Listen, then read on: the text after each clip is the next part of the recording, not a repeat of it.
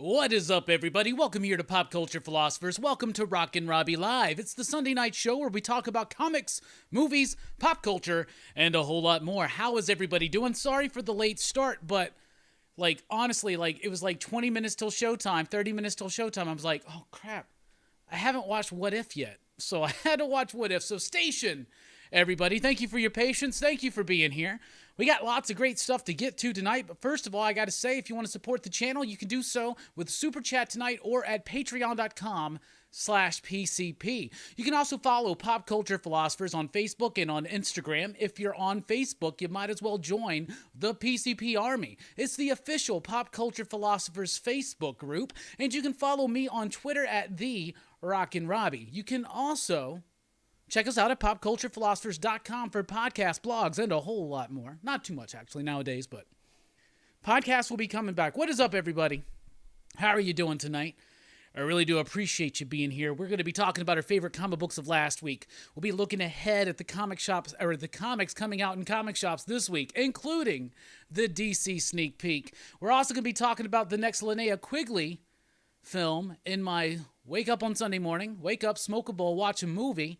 And we are in the middle of Linnea Quigley Appreciation Month, on the road to me meeting her at Scarefest 13. Very excited for that. We're going to be talking about sorority babes in the... what the fuck's it called? In the slime... Yeah, the slime ball bolorama. Anyway, most people just call it sorority babes. So we're going to be talking about sorority babes tonight.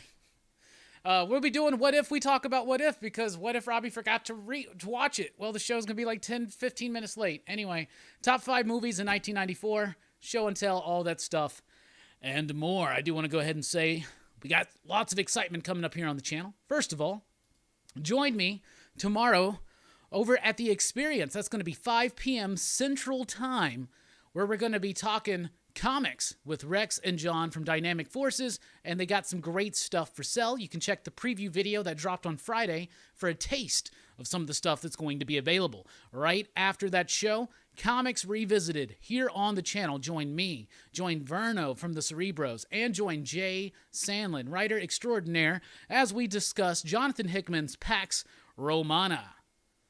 Friday night, Horror Fest rolls on through with a look at Demons 1 and 2, an Italian horror double feature from Lamberto Bava. And then over at Dylan's Horror Show on Saturday night, we're talking about The Fog.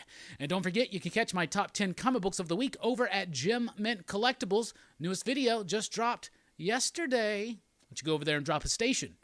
Preferably after this show, though. How is everybody doing? I am excited as hell to be here. Had a great day. Watched a great movie. Saw some good football. And real quick, how about them Cowboys?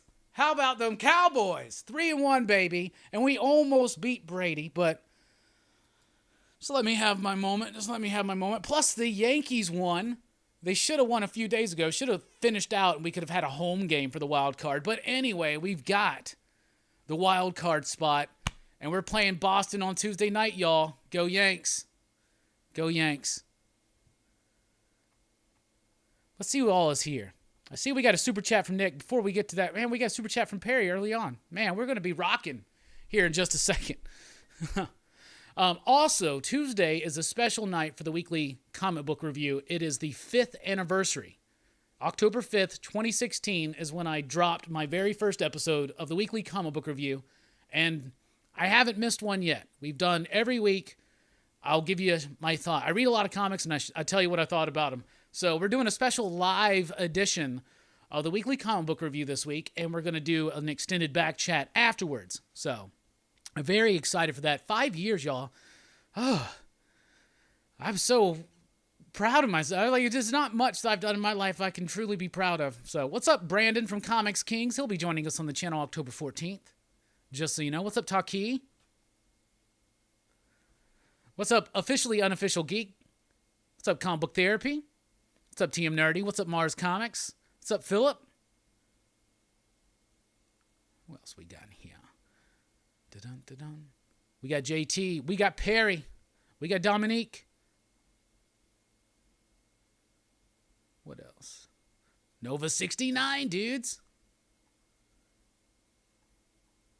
What's up, Maria? Hopefully you'll like something in that box I sent to Herm. Entropy. What is up, my man? This is where I just go through the chat, try to catch up, say hello to everybody. What's up, God Tank? What's up, Tim? What's up, Nick? Who else is here? But I had a good day. Watched some good football. Got to start off. I watched a little bit of the Jim Mint stream this morning. He had Bueller on.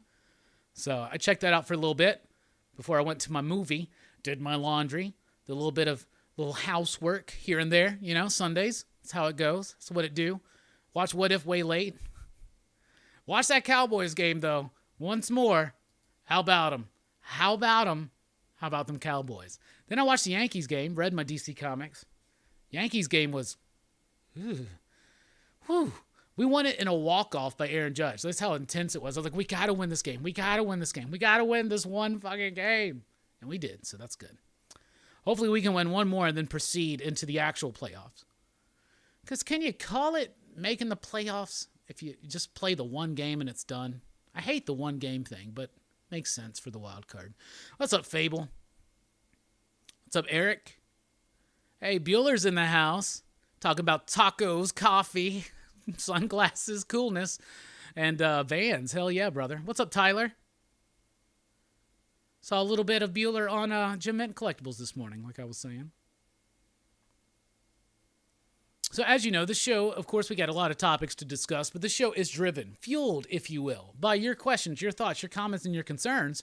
We're going to have a little bit of singing coming up, but you know we're going to do it. And then we got taco, pizza, hamburger, toilet, nerd. Oh, I don't, what, Bueller? Where?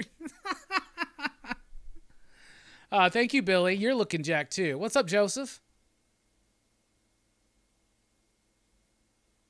Penguin Publishing is worse than Diamond, and shipping based on unpacking video. Sad.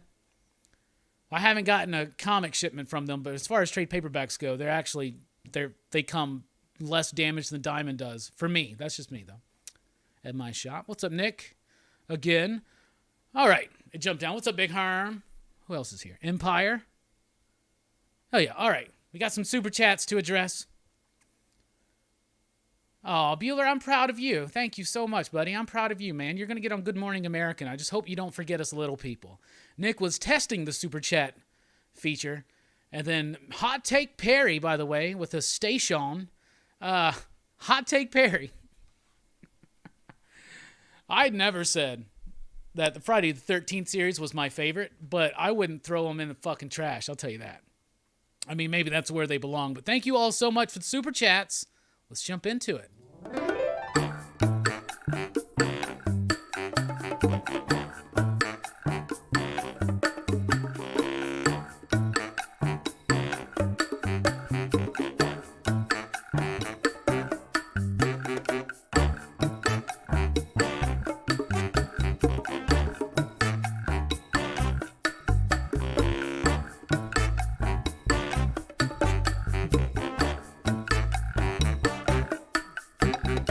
Let me tell you about this little man I know.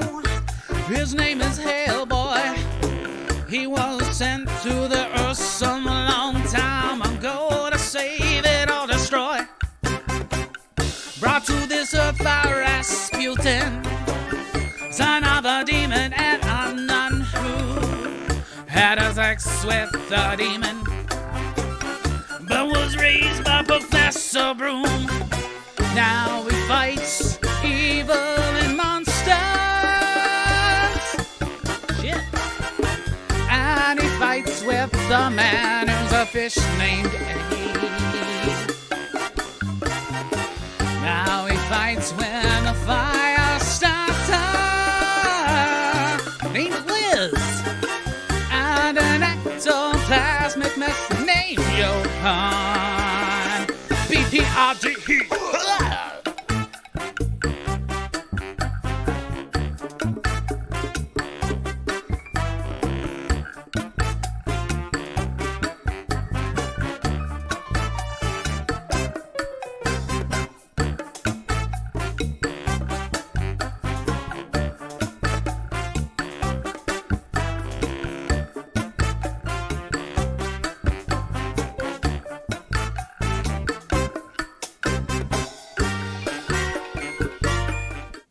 And once more, how about them Cowboys? Sorry. That's the last one. It's not going to be the last one, but, just got to be happy. What is up, everybody? Welcome to Rockin Robbie Live. We're starting with a bang tonight. Let me think. That was 2 goals tonight. We'll see what we make. We'll see where we get. All right. Ganja Bars Mediums in the house says, I haven't gotten a chance to read number 2, but I love number 1 of Not All Robots. Love the robot aesthetic. Deodato Jr.'s artwork is amazing, along with the killer color palette. Also, the story is a fresh take. I agree. I really like it, because we've seen this type of story before, where humanity develops artificial intelligence and robots and shit, right? And they take over and whatnot. But we've never seen it in this kind of way, where they take over in a more benevolent way, and then that leads to... It's a really interesting satirical work that Mark Russell is doing. Mark Russell is...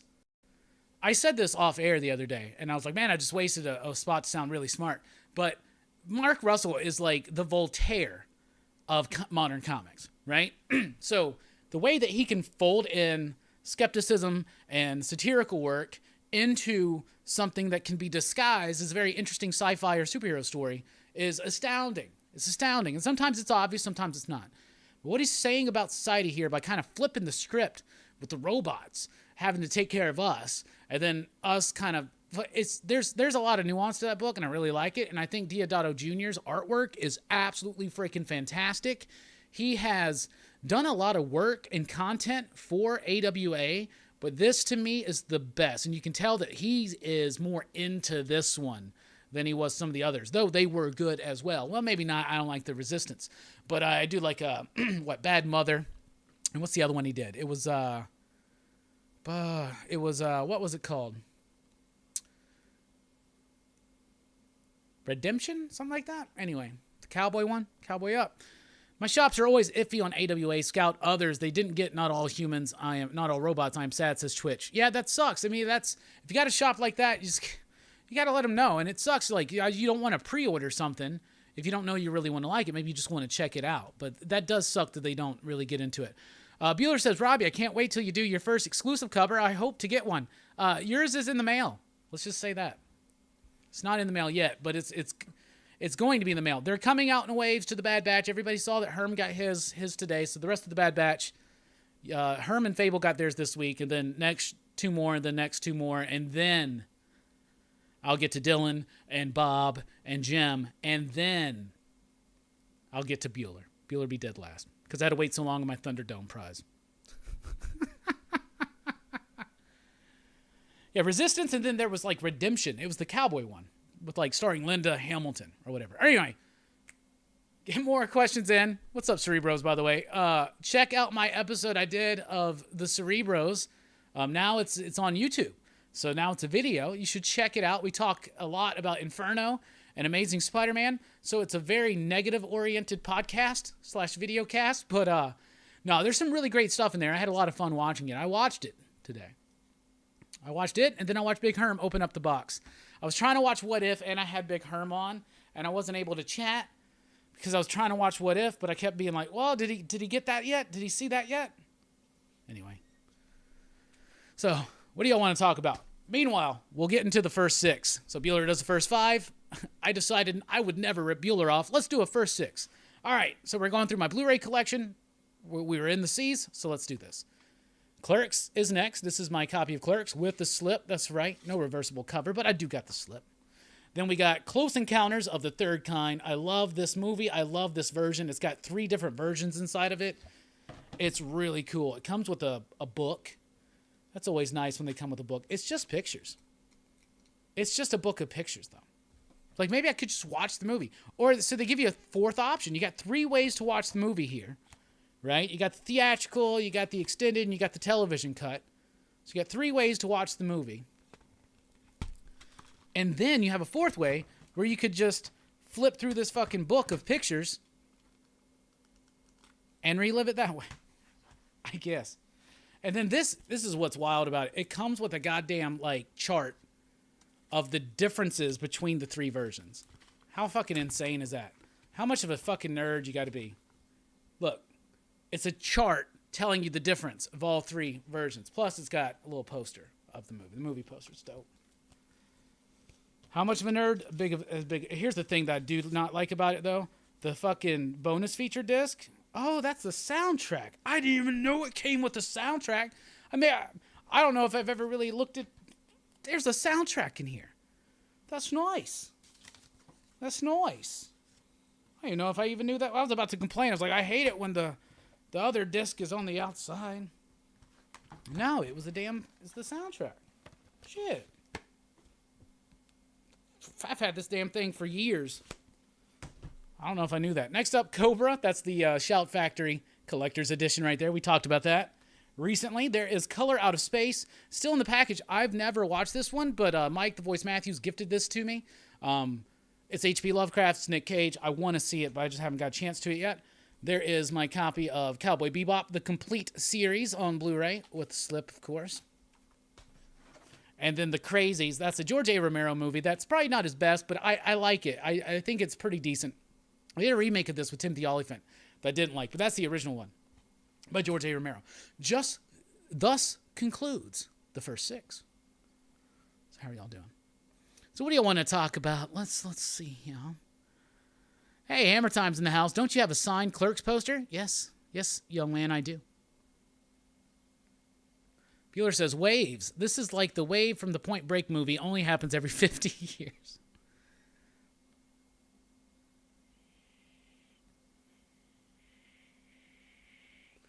Yours is in the mail, Bueller. But yes, I do have a signed Clerks poster. It's signed by Kevin Smith, and it was gifted to me by some friends of mine, including John Hammertime Holshoe. Evil Face Bad says, Close Encounters is fire. Loved it. Me too. What's up, Albert? Never seen Close Encounters. I really like it. I mean, you could kind of eggshell it into a really disturbing kind of way. By the way, Tampa Bay playing New England. That game's on right now. 0-0 in the first.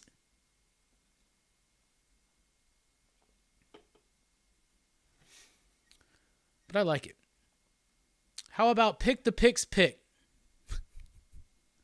Ganjibar says, where do you think Batman is headed after Tynan leaves? Will they continue that story or do something new? They're doing something new. Josh Williamson's coming in, at least for a little while, and what's going to happen is that Batman is going to say, fuck Gotham, and he leaves. And so he's going to go international a little bit, go have another adventure somewhere else, get outside of Gotham, and so he's probably going to leave Gotham in the hands of Jace as the next Batman, and then, of course, the Bat family and the Batgirls and all that kind of stuff. So maybe he'll be like, Gotham's covered, who knows, maybe he'll go traipsing around with a Ghost Hunter. I don't know, but that's where they're going, is that after Tynan's run, Josh Williamson's coming in, and that arc is going to revolve around Batman having a new mission and a new purpose outside of Gotham. Chart is for the lazy viewer, says DC Patrol. You're probably right about that. Hey, we got Dank Comics in the house. Did a podcast with him not too long ago. That should be dropping soon, actually, shouldn't it? So that's cool. Cloverfield is great. Yeah, I used to have Cloverfield, but I don't anymore. I need it. I need to get it again. I did a big Blu-ray purge a few years ago, and I regret it. Is the live Cowboy Bebop using the same opening theme song as Tank? Is the live action? I hope so.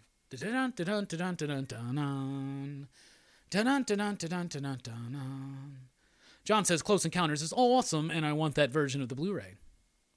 Dank says Close Encounters is awesome, so hopeful, but still paranoid and awkward. Sounds like me.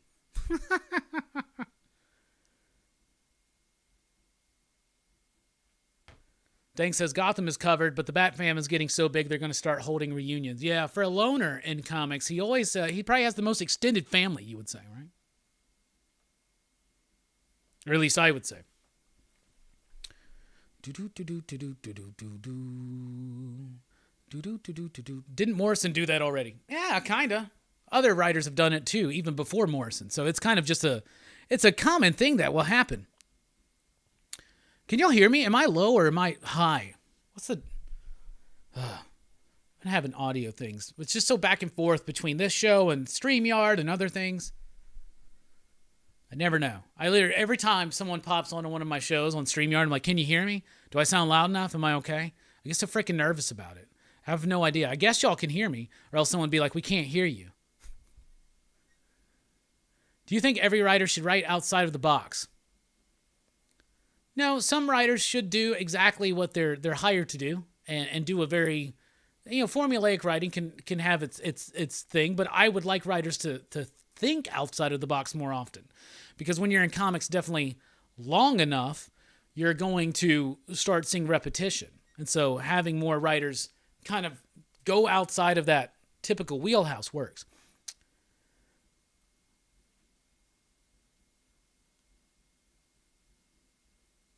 Bueller says, Joshua Williamson is bringing back Alfred. You heard it here first. That may be why he's going outside of Gotham. Maybe he's got to go find Alfred. Maybe Alfred's hiding. He's like, I'm done with this shit. I'm faking my death. Alfred will come back one day. How long has it been? Tynan started, it was earlier last year, right? So it's been a year? Yeah, it's about right. Cowboy Bebop is using Tank. They actually released a video of the opening from Netflix, says John. I think, yeah, it's almost like a shot-for-shot kind of opening. Twitch says, new from DC, Batman presents Batman as Batman, no longer Batman, because there isn't enough Batman in DC Comics. Bueller says, you're definitely high. No shit. Like, who you fool? Like, who you talking to? Audio's fine, thank you. Your favorite Halloween candy? Ugh. Favorite Halloween candy is definitely Reese's pumpkins, peanut butter pumpkins. There's something about the ratio of peanut butter to chocolate that's different in a typical cup that works so much for those Reese's pumpkins. So I'll say that. 87, I think, is the issue he died. Yeah, I think it was right at the end. Wasn't it the tail end of last year? It wasn't 2 years ago. Yeah, it was last year. Because it was right before the Future State shit. Which was this year, right? Is this even real? We got Mark in the house from Geeks Unleashed. What's up, my man? Favorite Looney Tunes character? Daffy Duck. Easily Daffy Duck. Is Detective Comics running 12 weeks straight after Fear State? I got to look at the solicitations closer again, but there's definitely 3 issues of Detective Comics out in December. So they're doing a 12-issue weekly series. I think that's going to spread through most of the Bat family. It's going to be focused in on Detective, and there's going to be like there's going to be a backup story, I think, by Matthew Rosenberg that's going to be like tied into all of it or something. But yeah, it's going to be a bit much. So get ready. But, here's the thing is like Batman's their most popular character, and that's why they keep pumping out Batman content. They're trusting their brand more than anything right now. Have you read 10 Years of Death? No, I did not. My shop was shorted all of our comics at first, and so I had to go digital, and the digital copy I had of that was really muddied out with watermarks. I could not read it. So I have it right over there, but I haven't gotten a chance to read it yet. CTA Frank says, went to go see Venom today. It was okay. I haven't watched Venom yet. I wanted to watch Venom and the Many Saints of Newark for today, but I just did not have the time this week to make time to do that.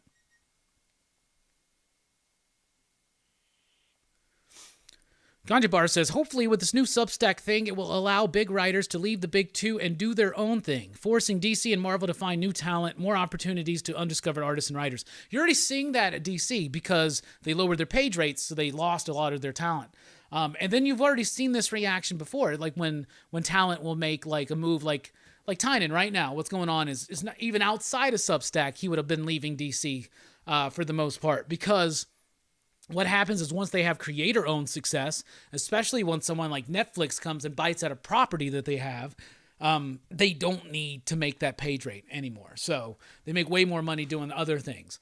And so Substack is something that is a disruptor right now, but over time it won't be. I really don't see it lasting super long, but I do feel like this is something that we see where this is kind of the current paradigm, is like you come in through like indie comics, you get to the big two, and then Then you get back into more creator-owned stuff. You have a hit, and then you're able to leave and start doing your own things. You're now an Ed Brubaker.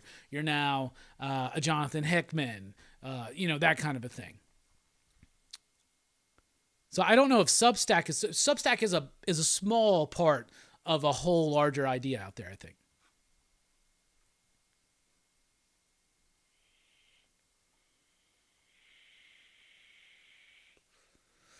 Mark's trying to get the new puppy to sleep. Good luck.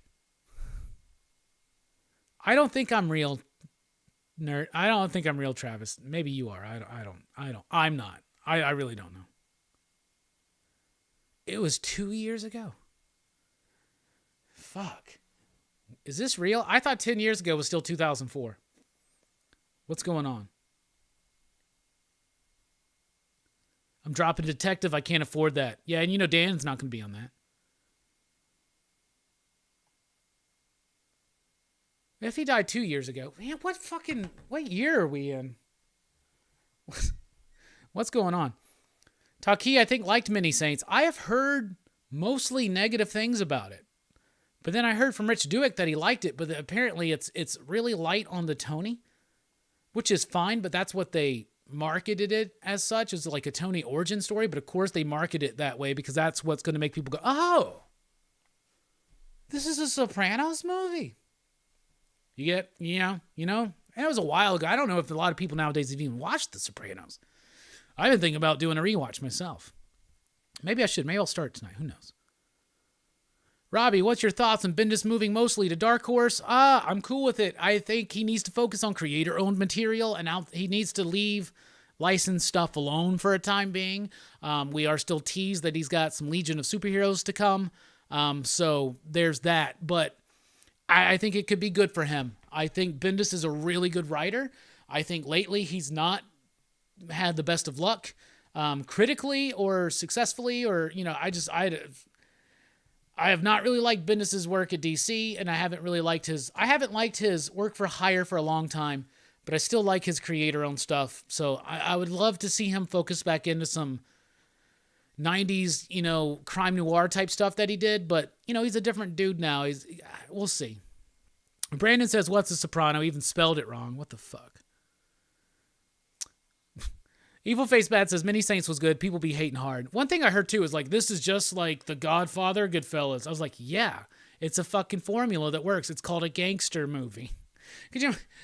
Well, they were wearing cowboy hats and they were fucking shooting each other just like every other fucking Western.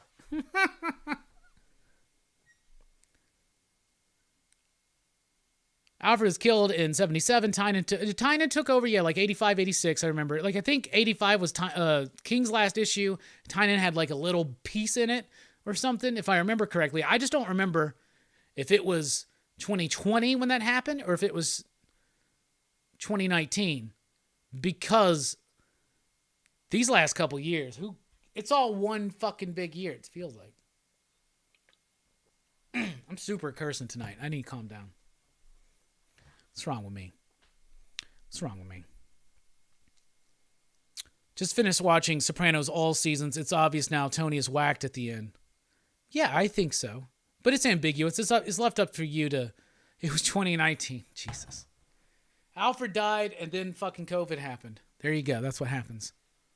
Yeah, you're right. Because we went through the whole Joker war. Oh, yeah. Well, damn. I was somehow in my head. I was like, Tynan's only been writing it for a year. Shit.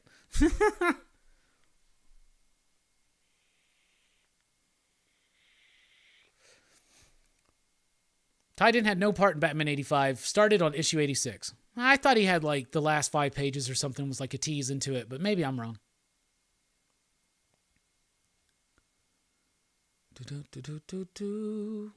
I mean, I've seen The Sopranos. I've already watched it. I was there.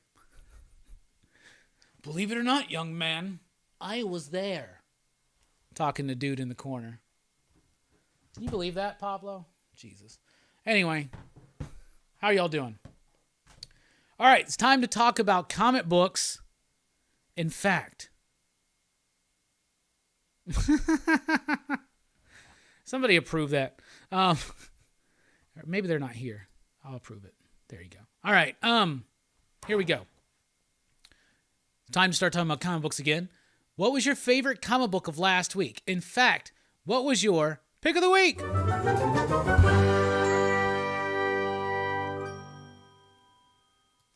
For me, of course, it's Human Remains, #1 from Vault Comics. It's Peter Milligan. I'm a big fan. You should definitely check out my ramble on Verno's show, The Cerebros, today, because I really go in depth about why I like this book so freaking much. And I go into like how we do not need to ever sleep on anything by Peter Milligan. He's doing great work. He's having a career resurgence with books like this and Out of Body. What was that? He did what was the name of that one shot from Aftershock from last month that I absolutely loved? Oh, that one was really good too. I can't remember what it was. It was one of those like oversized magazine format. Anyway, Human Remains is really dope. So it's kind of like A Quiet Place, but instead of sound, it's emotion. So there's these really gnarly beings that come out and they can sense high emotion and then they come and kill you, right? So they get unleashed on humanity and humanity has to change. Now they can no longer feel strong emotions. So in the very beginning, this one guy's just like, I'm through with it. He goes out there and lets him kill him. And his wife shows up and she can't even like feel sadness. So the book is really, really cool. It introduces that concept. Then it flashes back to the main characters, this couple. They're just getting married. He's kind of a little bit of a loser. She's very successful. Her family's kind of against this wedding. You get into that. Then the initial incursion happens. And then that's where it ends. And then we're going to move on from that. So God of Tremors, thank you so much, Cerebros. That was amazing. So I really like it. I like the artwork. It's Sally Cantorino, Deborah Kelly, and World Design. So it's the same artist from I Walk with Monsters. I didn't really necessarily like that book super much, but I did like the artwork. The artwork here was really cool. It works. It has this nice grit to it. And what I was talking with Verno is what I like about it is subtle, nuanced, thematic material. And this book is talking about the dangers of repressing emotions, and it's also talking about the dangers of constantly letting your emotions flare out, right? And it's doing it in a really interesting way. And to me, it was a solid pick for the week. There were some really good comics this week, but I really like that one. How about them Cowboys? And now I want to know, what did you think about Human Remains, #1? What did you think about it? And also, what was your favorite book last week? What was your pick of the week?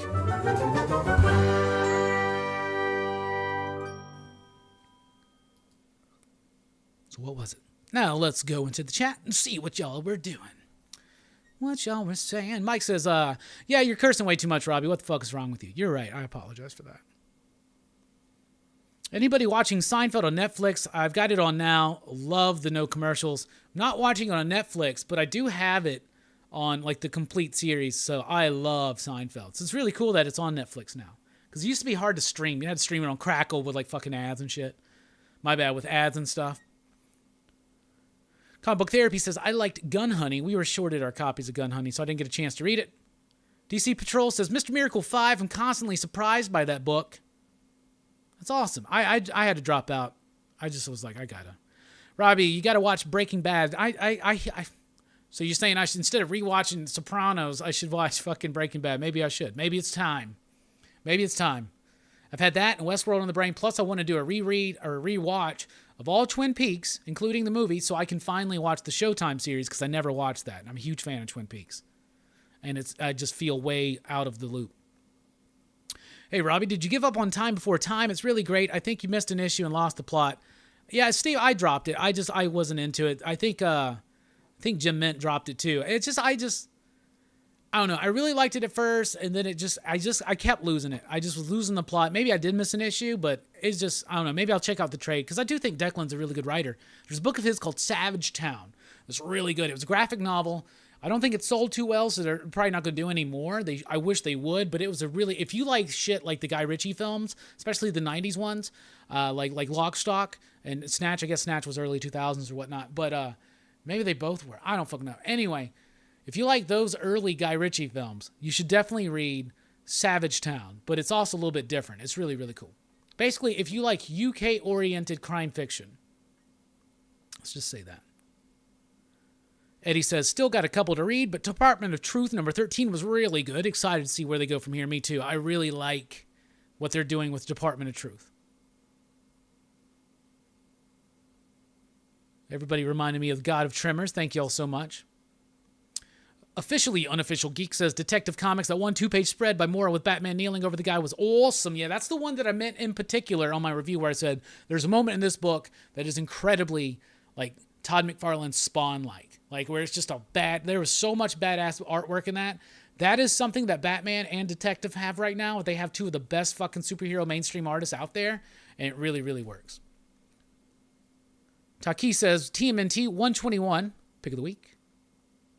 DC Patrol says Human Remains is on hold for me at my shop. I pick it up on Tuesdays. Nice. JT says the art is not thrilling me on Human Remains. Fair enough. It jumped. That's what happens.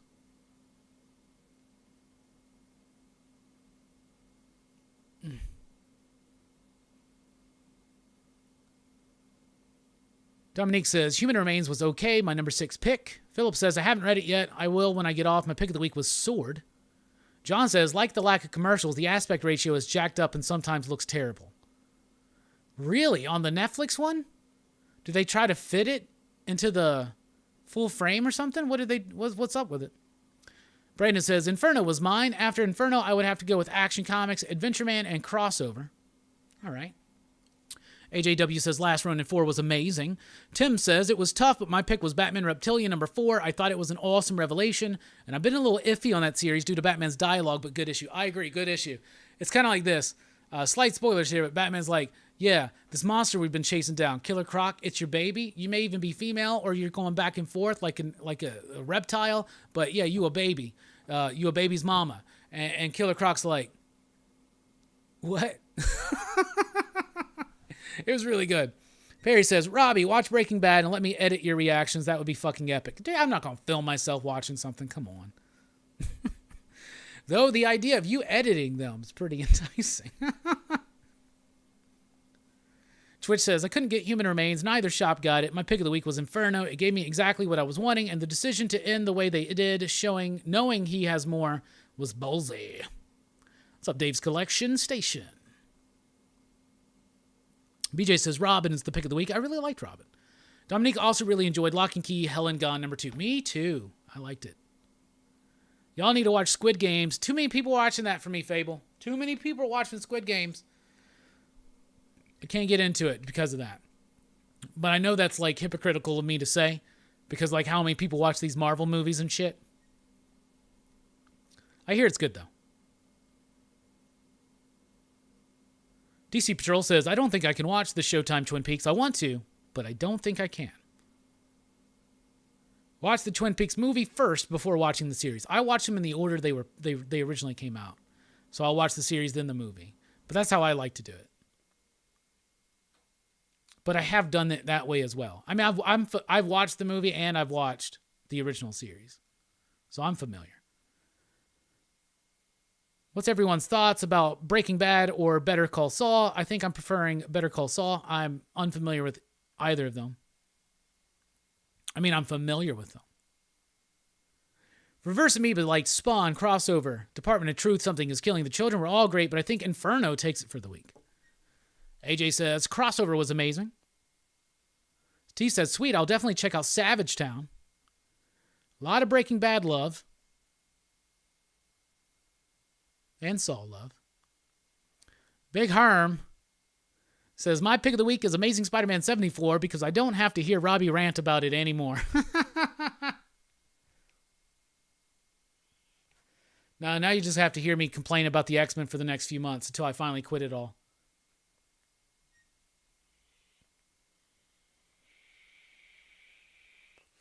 Heck yeah. Some good picks, man. Some good books out last week. If you check out my top 10 with Jim Mint Collectibles, you'll know my top 10. There was actually a few that I wanted to put on there, but I didn't. Trying to find the right button. There it is, right there. Just so you know, if you noticed, me and Jim used to have the headphones on when he would do these thumbnails, right?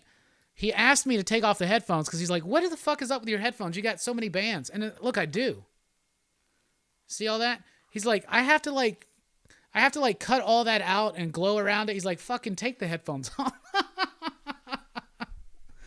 I was like, shit, my bad. My bad. Thor, what's up? Hey, Robbie, Echoland's a fantastic comic, and the shape of it. I won 11 comics from Comics Elite on like, and was a shout out the difference between you and Comics Elite in reviews. What?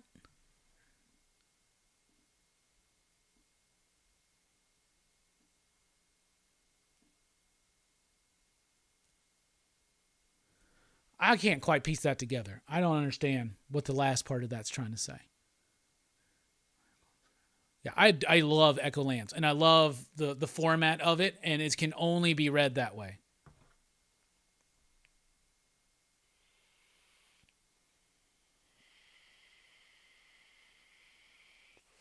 Are you saying they didn't like it? Maybe? I don't know. Thanks for being here, Thor. Dude, I called Kindred either being Ben Parker or Gwen. You're wrong. Well, I guess, were you right? And not really. Yeah, you were wrong. We were all wrong. Who gives a shit? Like, I don't even care about who Kindred was anymore. It's like, why you gotta take like almost 100 issues to do a retcon, man? Like, and why you gotta do that? Like, why you gotta come up with this whole shit to like do a retcon, right? When literally all you have to do is be like, oh, fucking lies. Mephisto did that. Oh, fucking Mysterio did that. Ah, yeah, he gave her false. What the? But don't worry. They're going to give us all what we love by reigniting the Clone Saga yet again. John says, I got you those headphones. Yeah, I love the headphones. But could you imagine if you had to like Photoshop these things out and like put a glow around each thing? Yeah. He was like, it takes me way too much time to fucking do you because of your headphones. He's like, it was so funny because I never noticed. It's like, why is there all those extra bits on there? I think it's cool. It's like an Ant-Man helmet. I love my headphones.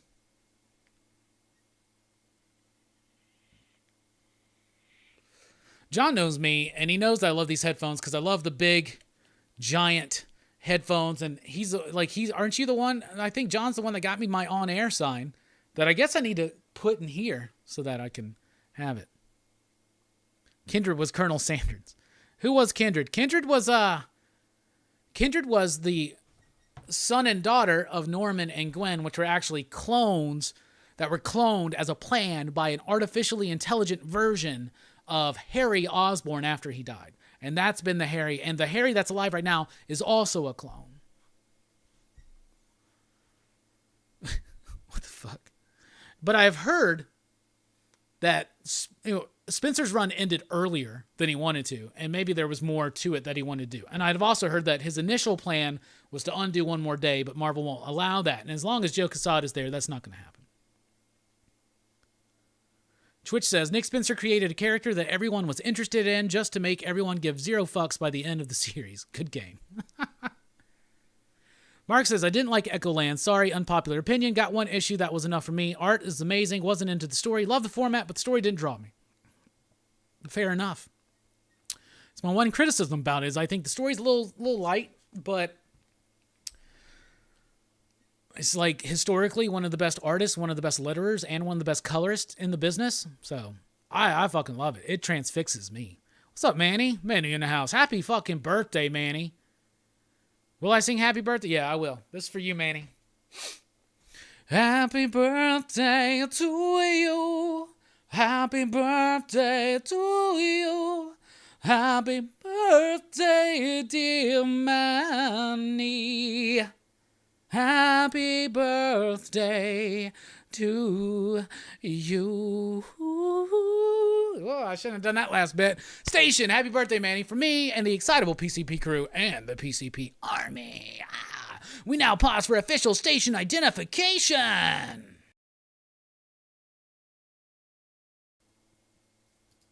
All right. Maybe Kindred is really the friends we have made along the way. I love it. I love that positivity.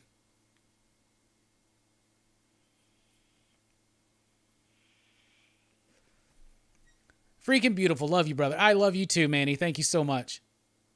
Now jump out of the cake. Wow, very nice, Robbie. Love it when you sing for station. Thank you. The other day, Jay Strick comes up to me and goes, you know, You are a better singer than you think of sometimes. But don't let that go to your head. And I was like, what a random fucking thought. What a random thing for J Strick to just walk up to me and say.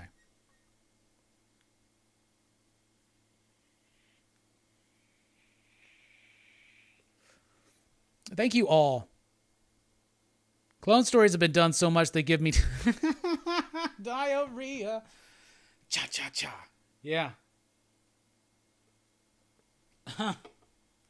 I feel it. All right. Now it's time to look at what's coming up in shops this week. Lots of good stuff. Hopefully. I don't know. I haven't really looked at the list.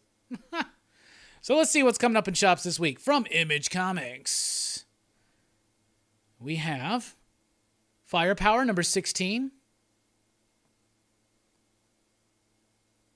Tom Brady breaks Drew Brees' NFL record for completions. Is that what that was? Oh, God. Now the phone. How do you work this? All right. Firepower number 16. The Meat You Love in the Dark number 3. A Righteous Thirst for Vengeance number 1. First traded silver coin. That's cool. Walking Dead Deluxe number 24. It's a light week from Image Comics, actually. From Dark Horse Comics, we have Apex Legends Overtime number 3. We have Last Flight Out number 2. I like the first issue. Let's see. Lucky Devil number 3. A book I'm not reading because of Diamond. And Worst Dudes number 5. That's the final issue of that. From IDW, we have Marvel Action Origins number 5. We have Star Trek Year 5 number 25. That's a final issue. We have Star Wars Adventures Ghosts of Vader's Castle number 3. And we have Star Wars High Republic Adventures number 9. IDW is going to have to create some more content when they lose that Marvel Action Star Wars license very soon. From Marvel, we have Amazing Spider-Man 75. Just pay $10 for an issue of Amazing Spider-Man. Have no fear. We got a $6 one for you this week. And a shit ton of covers. Jesus Christ. Avengers Tech-On number 3. Captain Marvel number 33. Champions number 10. Dark Ages number 2. The Darkhold Alpha number 1. I just fucking read that. I covered it last week.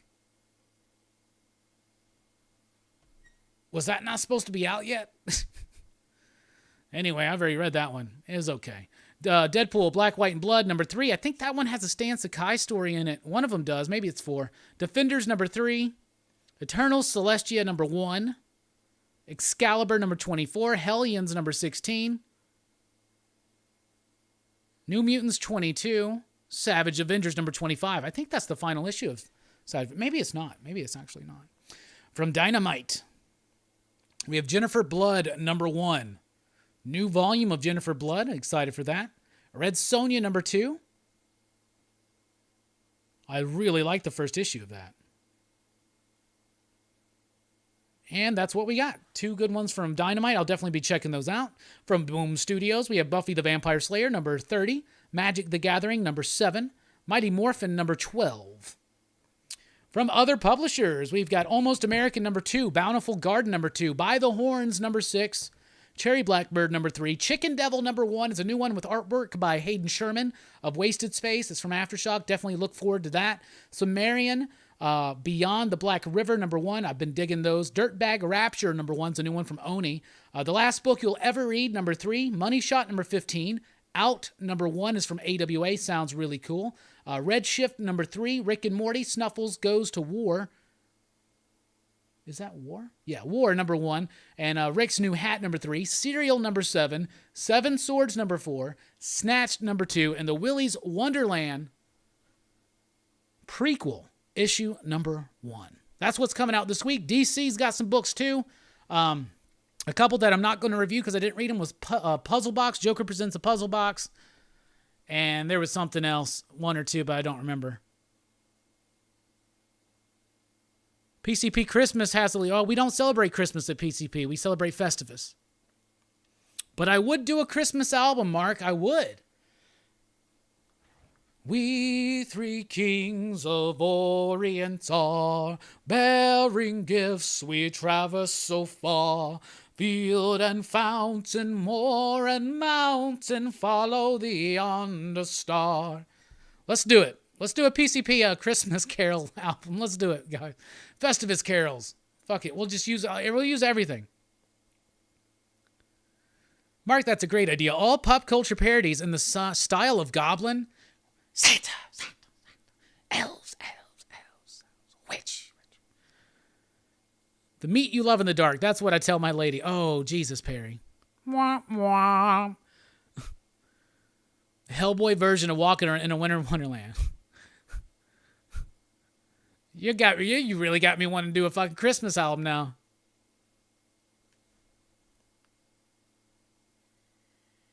Haven't been reading Star Trek Year 5, but I've been collecting them up, and so I'll just sit down. My idea is I'll sit down one day and read them all. Penguin is really bad, and shipping, it seems, will be a rough week for Marvel.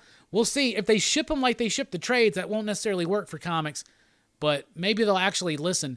The one good thing I can say, too, though, is that Penguin has responded to criticisms from the retailers. Chicken Devil is freaking amazing. We need pictures for Dynamite, Rockin Robbie. Huh. Yeah, you know it. Hey, Brian Weaver's in the house. I forgot to sign up for Chicken Devil. Don't worry, I'll get you a copy. Let me write it down on a note that I won't remember to look at. But I know you like Hayden's work. Station, Brian. These Damn Kids by Second Sight. I don't remember if I saw that one. Lucky Devil, To Me You Love in the Dark, and Last Book You'll Ever Read are my most anticipated, says Twitch. Empire says, yeah, the Scarlet Witch cover is the only one that came out last week, I think. Now they'll release cover A and B. Oh, I got it. Okay.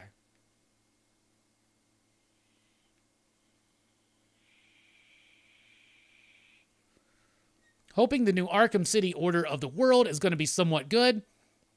I would tell you to trust it because it's Dan Waters and Danny, but I'll tell you exactly what I think about it when we come back from the break and we get to the DC Comics sneak peek.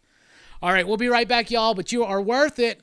Thank you for chilling. When we come back, DC sneak peek, sorority babes, and what if? Sounds crazy.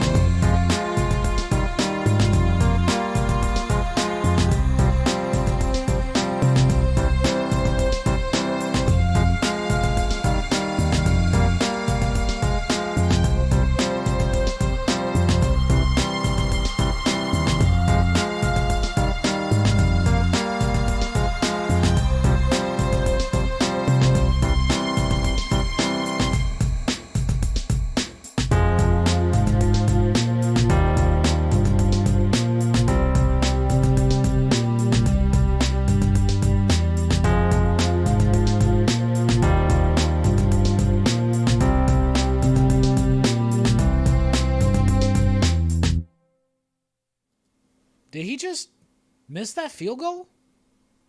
Hey, what's up, everybody? Welcome back to Rockin Robbie Live here on a Sunday night on Pop Culture Philosophers. I am your host, Rockin Robbie Billups. Follow us on Facebook and on Instagram. If you're on Facebook, might as well join the PCP Army, the official Pop Culture Philosophers Facebook group. You can also follow me personally over at Twitter at the Rockin Robbie. You can support the channel over at patreon.com/PCP like these fine PCP Patriots right there.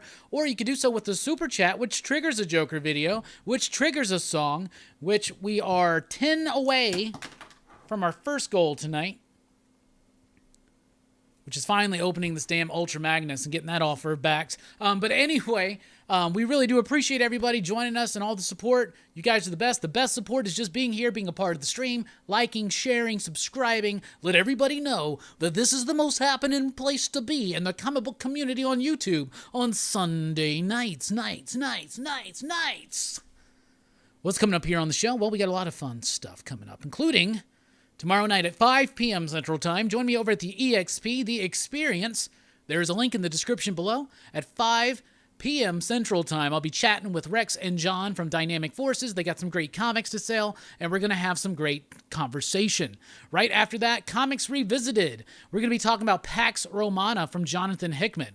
Horrorfest rolls on through with Demons 1 and 2, an Italian horror double feature Friday night, 9 p.m. Central Time. Dylan, Saturday night, Dylan's Horror Show. Who knows the time? One can never know the time of Dylan's Horror Show, apparently, during Horrorfest. But we're going to be talking about The Fog, and that's going to be really fun. And, of course, don't forget, you can check out my top 10 comic books of the week, along with Jim Mint Collectibles, over at Jim Mint Collectibles. That video is live now. It dropped yesterday. And, of course, Tuesday is a very special 5-year anniversary live edition of the Weekly Comic Book Review. 5 years. Really excited about that, y'all. So, hell yeah. And also, once again, I appreciate everybody that came into the show last week for the over at the Experience with Dynamic Forces. That was awesome. They're doing this really great 10-pack of Dynamite comics. It's 10 random Dynamite comics for $5. 62 Lefty Blues bought a handful of them for AOKs and things like that. It's also just a great way to kind of try out some of their different stuff. They got great covers, but the interiors are cool as well in a lot of their books. And they really nail pulp. You know what I'm saying? So there you go. Like Action Fest, Boobies Fest, Drama Fest? What? Boobies Fest? Nah, we're not doing a Boobies Fest. I mean, Horror Fest is kind of like a Boobies Fest sometimes. So how's everybody doing? We had a grand old time in the last bit talking about comic books. Mostly. That is some sexy music, isn't it? The wow, wow. Doom, doom. Is there another choice besides Ultra Magnus? No, but that's the second goal. We gotta get this Ultra Magnus open, goddammit. What's the next movie review after Horrorfest? Well, we're taking a break. Then we're coming back. We're doing 2 movie nights for November, at least 2, and we're doing Seven Samurai, and we're doing Donnie Darko. And then we're gonna take another break, I think. And then we got 2 Christmas movies we're doing. We're doing Scrooged, and we're doing A Muppet Christmas Carol. And then we're breaking until the end of the year, and we'll be back in January. But so after Horrorfest, there's 4 scheduled reviews, but there may be something else. But it's going to be Seven Samurai, Donnie Darko, Muppet Christmas Carol, and Scrooged. But no, we're not going to do a Drama Fest. You know, between Horrorfest and Action Fest, that takes up like 3.5 months out of the year already. You know what I'm saying? And then like in May, we did that whole Crew's Choice thing, and they are expecting me to do that again, but I don't know if we'll do that again because I want to do some more polls too. I actually watched The Fog a week or 2 ago. Don't know how I felt. Interested in the review. I would go ahead and say this before I rewatch it this week, that it's not to me what I think is John Carpenter's strongest film, but it does have a nice atmosphere, and I think it's one of his best scores.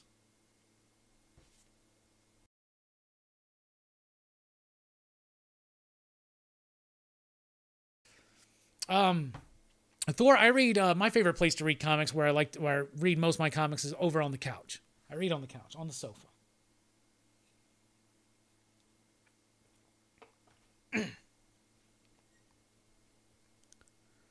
Twitch says, Muppet Christmas Carol. I am so hyped for that. I can practically quote that movie, line for line. Perry says, rom-com fest? No, but you'd be an expert on that one, wouldn't you, brother? Kneeling beside bed with the book spread out on the bed like you're praying. Interesting. It is the essential holiday movie in my household, says Twitch, about Muppets Christmas Carol.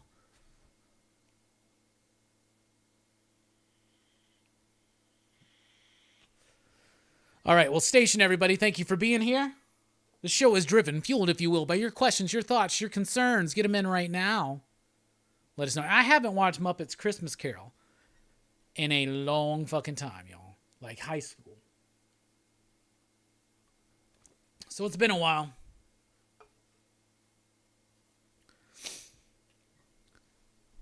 Should do a relaxed review from a sofa. It will skyrocket your fan base.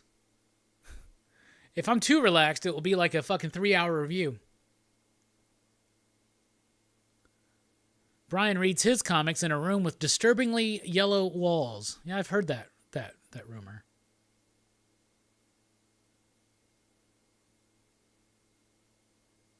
What death metal tie-in should I read? And for a first-time Swamp Thing reader, should I get the absolutes or trade paperbacks by more? Economically, get the trade paperbacks, but if you want to see a really nice presentation of it, get the absolutes. My problem with the absolutes is that they're recolored, but it's a really great presentation. It's a better presentation, obviously more expensive, so that's up to you. I like the trades because I like the original coloring. I'm pretty sure the trades have the original coloring. Maybe I'm wrong on that, but I know that the absolutes I thought were recolored. I'm pretty sure it's recolored. How about them Browns? Did they win today? How about this crazy-ass game that we thought would be maybe an offensive blowout, and it's 3-0? Double feature with Dylan's Horror Show that week's going to be Muppets Treasure Island. Who knows? He's gonna lean into like Christmas horror, I'm sure. They were wanting me to do Christmas horror again. I was like, we did that bit already. We did that last year. We did Black Christmas and we did Gremlins. So we're gonna go in a more traditional route. We're doing Charles Dickens month. We've chose to do it the unconventional way by doing Scrooged and Muppets Christmas Carol. We thought about doing the like one of the old school original ones, black and white or whatnot. I like those, but there you go. As far as death metal tie-ins, I actually like for the most part all the tie-ins, but none of them are essential. So honestly, they're better in the first half than they are in the second half, but none of them are essential. But if you're gonna dive into them, get them all. Just so you get everything. But none of them are essential. You don't need them. Well, there are 3 that you need. I'm wrong. Let me think about it. What were they? There's speed metal. Because there are 3 that take place between issues. God, I want to say 3 and 4. Maybe it's 2 and 3. But in between some of the issues, there's speed metal. Multiverse's End, I believe. And what's the other one? There were 3. Oh my goodness. Trinity Crisis. That's right. Thank you, Twitch. Those 3 are essential. Those are the 3 I would say. So many Dickon jokes on the Christmas and D's Nuts. Yeah, D's Nuts roast. Yeah, you just wait tomorrow. I want you there. Since you're such a big fan of the Muppet Christmas Carol, you got to join us, bro. And you can be a part of it. Cowboys are my second team. I'm from Dallas originally. I'm all for the Browns versus Cowboys in the Super Bowl. By the way, how about them Cowboys? So how about them? So, how about them? All right, it's time for the DC Comics sneak peek.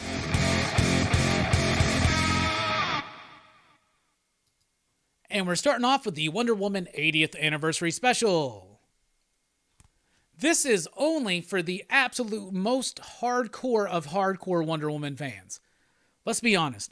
These like 100-page super spectacular $10 issues that are just an anthology of a bunch of short stories, they have proven to be not necessarily the best buys.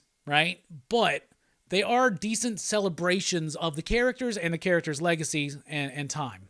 So this does have some fun look backs and throwbacks to different eras of Wonder Woman, but nothing really stood out. There's actually a Tom King story in here that I liked. There is a Conrad and Cloonan story in here that's like tying more into the main Wonder Woman title that has artwork by Jim Chung, and that was really, really cool to see. But for the most part, nothing really stood out to me, and I thought that overall, this was one of the weaker anniversary issues. Then we get Are You Afraid of Darkseid? And this is another 100-page, $10 special. I'm sorry, it's hurting my head. The DC is putting frickin' 2 of these out in the same week. They $20. That's most people's comic budget, bruh. You think they're going to spend it on just these 2? Whatever. Is it good? No. This is really not good. I'll be honest with you. I was looking forward to this. The whole idea is it's supposed to be the Teen Titans around a campfire telling stories like, Are You Afraid of the Dark? But it's Are You Afraid of the Dark Side? But none of the stories are scary. None of the stories are scary. Make them horror stories. They try, and like some of them kind of have some elements that are cool. So it's not like everyone is not actually a horror story, but they're not fucking scary. They're not well done. There was not a single one in here that I liked.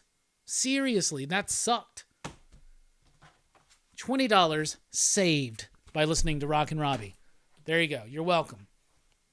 Next up, DC Horror Soul Plumber, issue number 1. I liked this one. I thought this one was cool. It's got artwork by John McCrae. It is written by some dudes, I think, that do a podcast.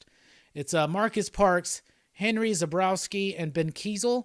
I'm not familiar with who they are or what their podcast is, but this was a really cool book. It's not set in DC continuity. It's its own thing. It's part of the DC horror imprint.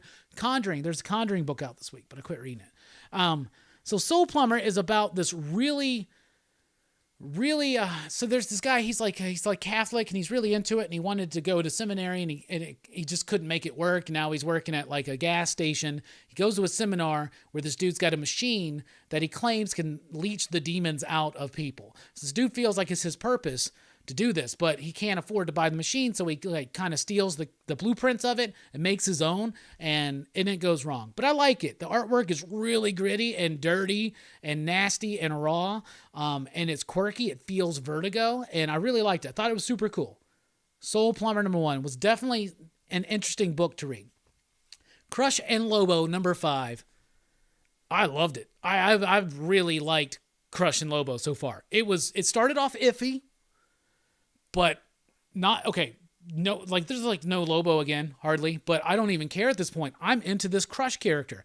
Mariko Tamake does a really good job with this character, with this story. It's not taking too long to do certain things. It's right there on the money as far as the pace goes. In this issue, Crush has gotten out of prison, and now she's after Lobo, and there's a revelation about Lobo. I don't know if this is referenced somewhere else, but there's some real fun bits in here.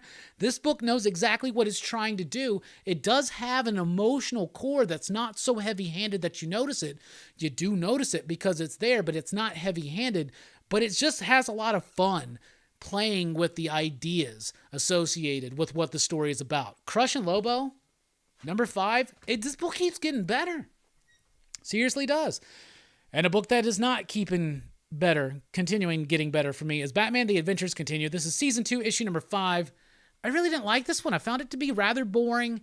You can see where the main gist of Adventures Continue season 2 is going. It's about who's going to be the new mayor, because the mayor was assassinated. And this is about like a previous guy who was mayor when Batman first showed up. So it's mostly a flashback.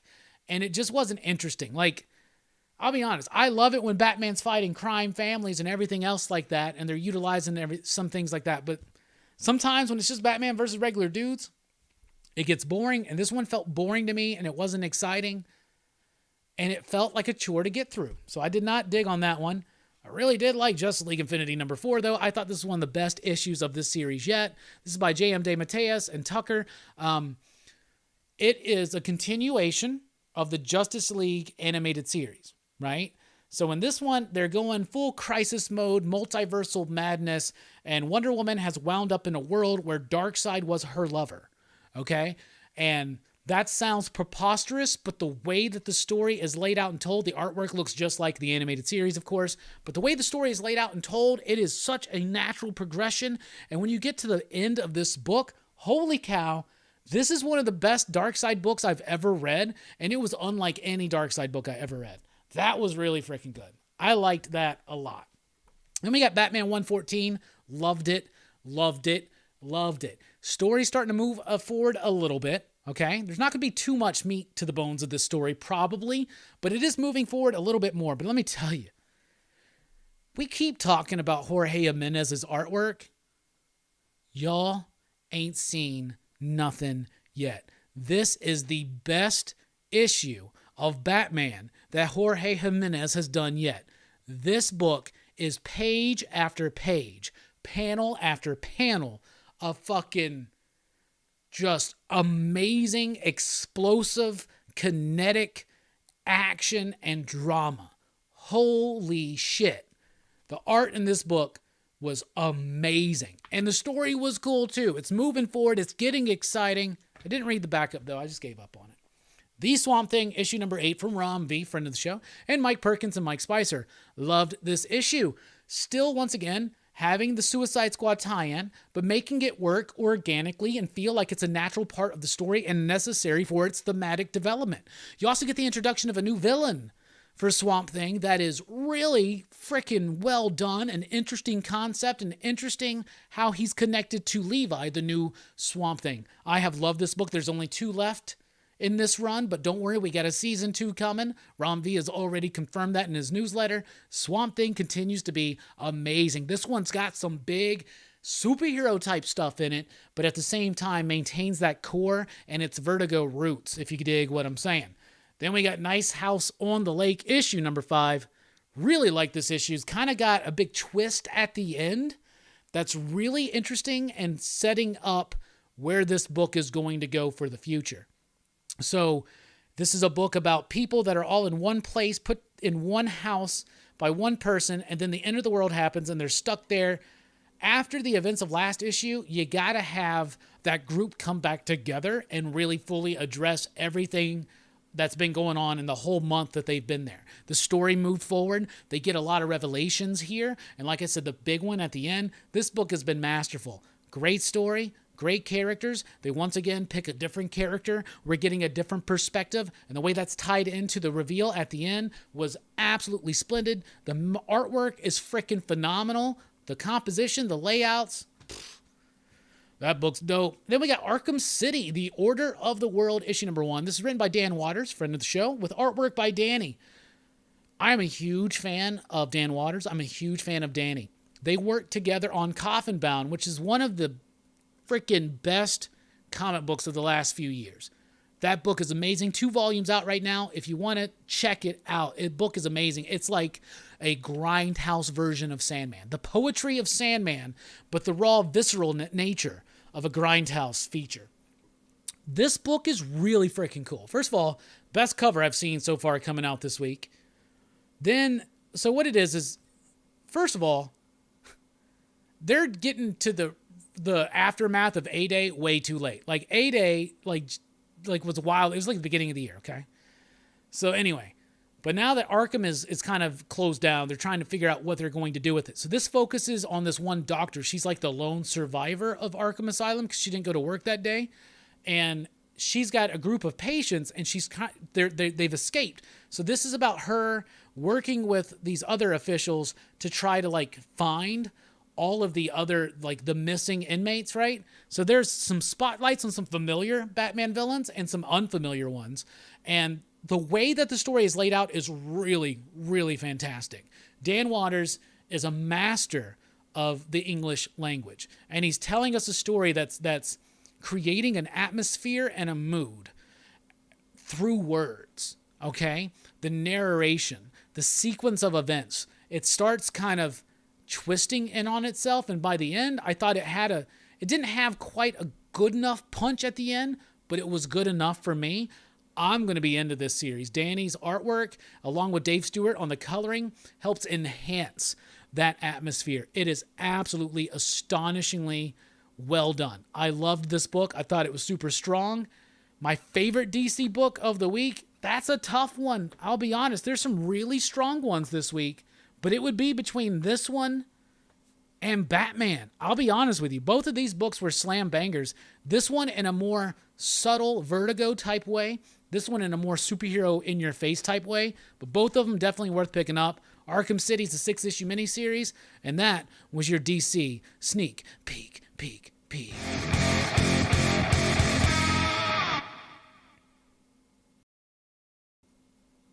So there you go. We now pause for station identification.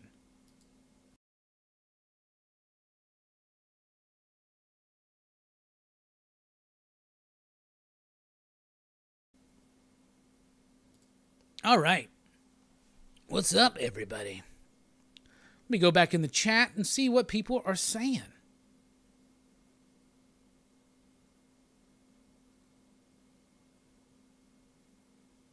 Gonna get the Wonder Woman with the Bruce Timm cover. Something was off about that Bruce Timm cover I didn't really like.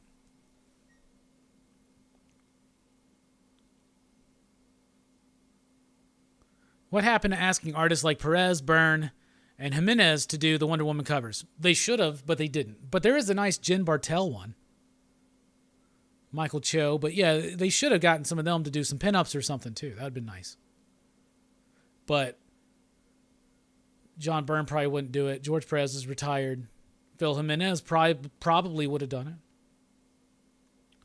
Almost as greedy as putting out regular issues the same week as the annuals.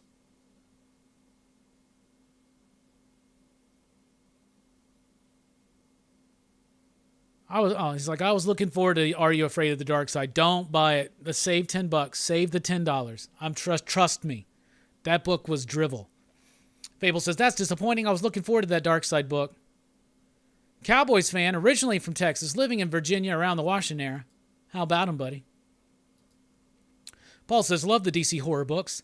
Last podcast on the left. That's the podcast that they're part of. So actually a well-written comic. I was really shocked and surprised. As soon as I knew that it was from podcasters, I was like, oh, God, this is going to suck. Could you imagine if I made up a comic? It'd probably suck, right? One day we will. TM Nerdy says, I pre-ordered it, so I didn't save any money, Robbie. Sorry. It's not good. Maybe you'll like it. Maybe you'll be like, Robbie's wrong. John McCrae is the man. Check out Hitman that he did with Garth Ennis. Yes, I was there when that came out. That was a really, really solid book. They need to have that in print in some form or fashion. I don't know if they do. Definitely looking forward to Soul Plumber. Love McCrae's work. Yeah, he's not on a couple issues of it, or a couple of pages of it, but I couldn't tell. So whoever they got, it fits really well. It's a nice style that he's brought to it. Officially Unofficial Geek says, personally, I am a Wonder Woman fan, so I am excited to read my copy. I got the old school cover, kind of cool. Hell yeah.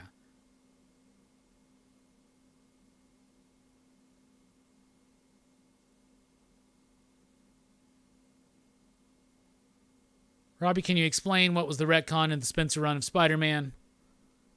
Should I read the I've not read. No, you don't need to read the previous run. Don't worry about it. All they did was they retconned the idea that Norman Osborn had 2 children with Gwen Stacy. And I do go into it pretty heavy. I did kind of go into it last hour. Last Spider-Man run I read was Superior Spider-Man. You're fine. Just start with this. It's a new, fresh start. You don't need anything else. Have to catch up on Swamp Thing. I snagged the first 3 issues but got behind. Spider-Man hurt me, says Joram. It's been years.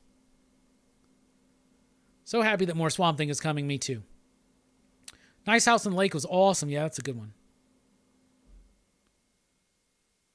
Yo, we got the Comic Forge. Pressable Defects, everybody. Sub up to Pressable Defects if you haven't already. Well, one of the mods, please throw a link out. I can't wait to chat with Matt again. And of course, the other fellas. Jay and Guy. That Arkham cover is giving me classic Vertigo feels. Yes. And that's what the book will give you. I shouldn't show artwork, but I don't want anybody to be misled by the art. So the artist is Danny from Coffin Bound. If you've read Coffin Bound, you're familiar. If you read the Miracle Molly book, you're familiar. It's not going to be your typical house style. It's something much more in the vein of Vertigo. I love her artwork. It's got this really great creepy kind of vibe to it. Dave Stewart's coloring is amazing. They've already shown this, but look at that right there.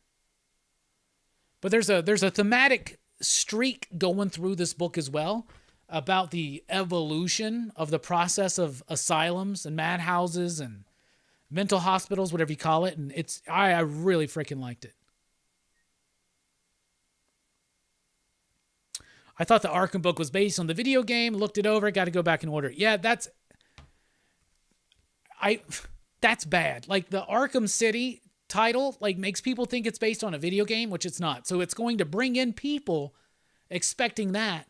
They're going to be disappointed. And it does not market it very well for people for the audience it's seeking. It's wanting people that like deeper, resonating, darker interpretations on things. And there's no Batman in this book. So it is a Bat-centric book, but there's no Batman. It's mostly on these, there's Ratcatcher, Mad Hatter's in here, and then some other villains that I fucking didn't even know who they were.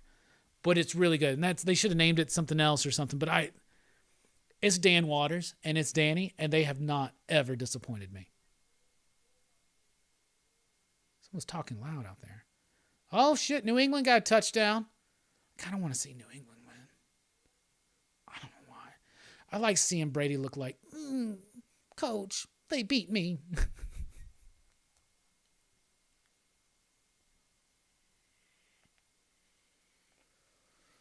Oh, thank y'all for throwing out that link. Y'all sub up to Pressable Defects if you haven't already. They got a really great community over there, and they got a really great dynamic together. I have not watched No Time to Die. I wish I could get early press releases. I fucking talk about movies, but they don't give a shit. Han says, I have ordered Swamp Thing, Nice House, Arkham City. Really looking forward to all three. Yeah, all three were super solid. I was hella impressed by Batman, too. I'm not even kidding. That was literally... I'm going to give y'all a real sneak peek. I shouldn't do this. I was hella impressed by Jorge's artwork on this in particular. I mean, oh my freaking God. Don't want to show off something super significant. There's so many... every page is oh my God. Every page I turn to, I'm just like, oh my God.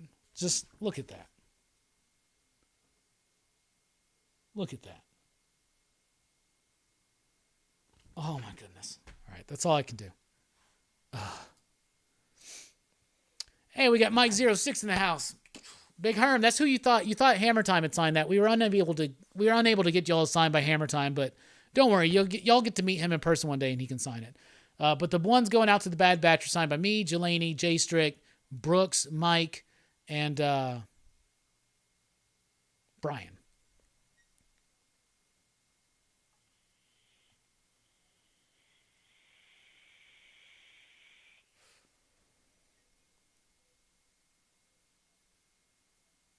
Robbie, you want NTDD? Send me your email. I'll send it your way. What? I don't know what we're talking about. Oh, No Time to Die? Are you serious? popculturephilosophers@gmail.com. You get screeners? That's dope. Thank you, William. Don't send me no fucking virus. Should I open that email? popculturephilosophers@gmail.com. We get a lot of spammy shit there. Oh my God. Levi's messages us every goddamn day.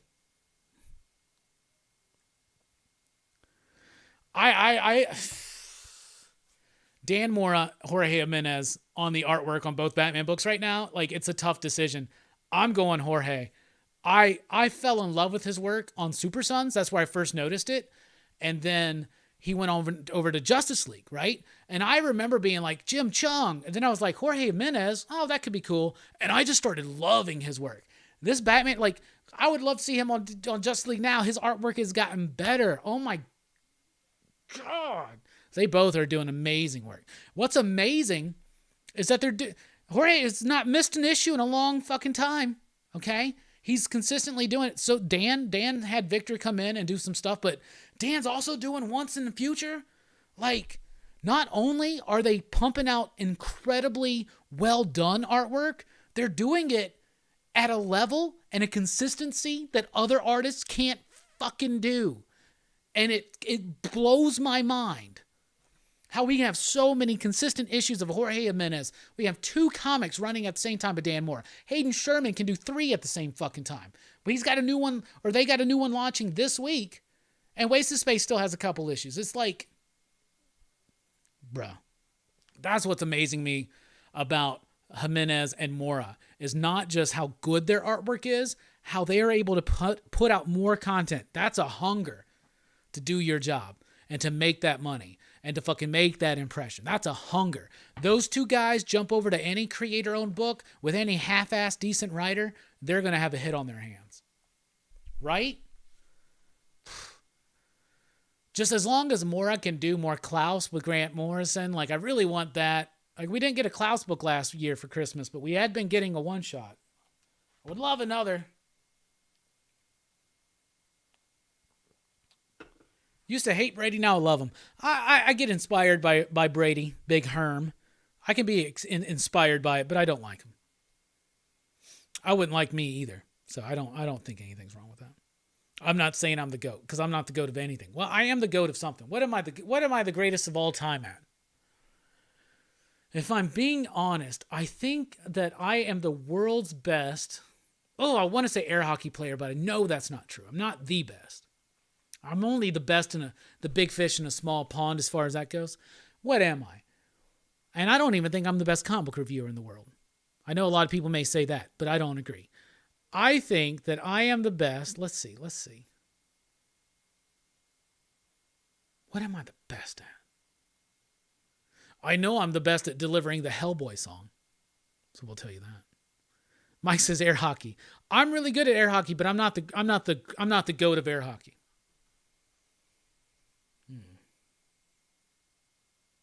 You know what I am the GOAT at? I'll be honest with y'all. I am the GOAT at Wii Bowling. How about that? Out of practice, though. Maybe I shouldn't say. I only said that because it popped up in my feed yesterday. I was like, hey, guys, look, according to Facebook, 11 years ago today, I bowled a 300 in Wii Bowling. And then they were like, congrats. Wait, did you say Wii Bowling? I was like, yeah. Best host of Rockin Robbie Live. No comparison, yeah. Let's get J-Strick to do one time just so we can have a comparison. Philosophizing? Thank you. The best at committing to the bit? I like that. Weed bowling. Got to try that. Wii bowling. You do it on weed, though. Do you think Hickman should join DC? Jonathan Hickman? I would like to see Jonathan Hickman get a shot at some DC characters, but at this point, I don't know if he wants to ever do corporate comics again. If he did, though, I want him to do Superman. Or I would love to see him on Superman, Green Lantern, or Justice League.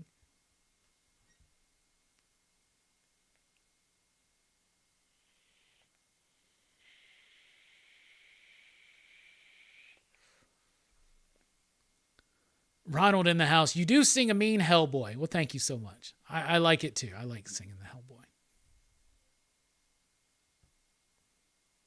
I don't know. Manny's pretty damn good at doing that Hellboy song. No, I mean, bro, do you remember when you did it? You didn't know the words. Oh, are you making I got to send you the lyrics. I send you the lyrics. You make the sing-along video, right? Yeah, we got to get that going on. Mike says, you are the best at creating bits, and J-Strick is the best at stealing them. Bam. I like that, brother. I like that. Hickman on Legion. I'd read it. But apparently, from what I've heard from my friend Joe, is that his Legion pitch, which was kind of riffed off of, not ripped, but riffed, I would say, riffed off of the 5 years later bit, is kind of where he went with his X-Men stuff. So I can feel that, because he did have a passion and hunger to do Legion for a while. It fell through, and apparently a lot of those ideas have funneled into X-Men. But if he got a chance to do Legion, he would probably revitalize some ideas and do something new. Here's the thing, though. If DC got Hickman to come over, they ain't going to want him to do Legion. They're going to want him to do one of their flagships. I would love to see Hickman's touch on Superman for like 3 years. I think that'd be cool. And I want a 5-year run on Flash from Grant Morrison. Ain't gonna happen. None of those things either. Hickman on Teen Titans? I don't think that would be the one. I don't know. That's just me. The best at helping us not waste money on shitty comics. Well, thank you. Put it all on the Christmas album.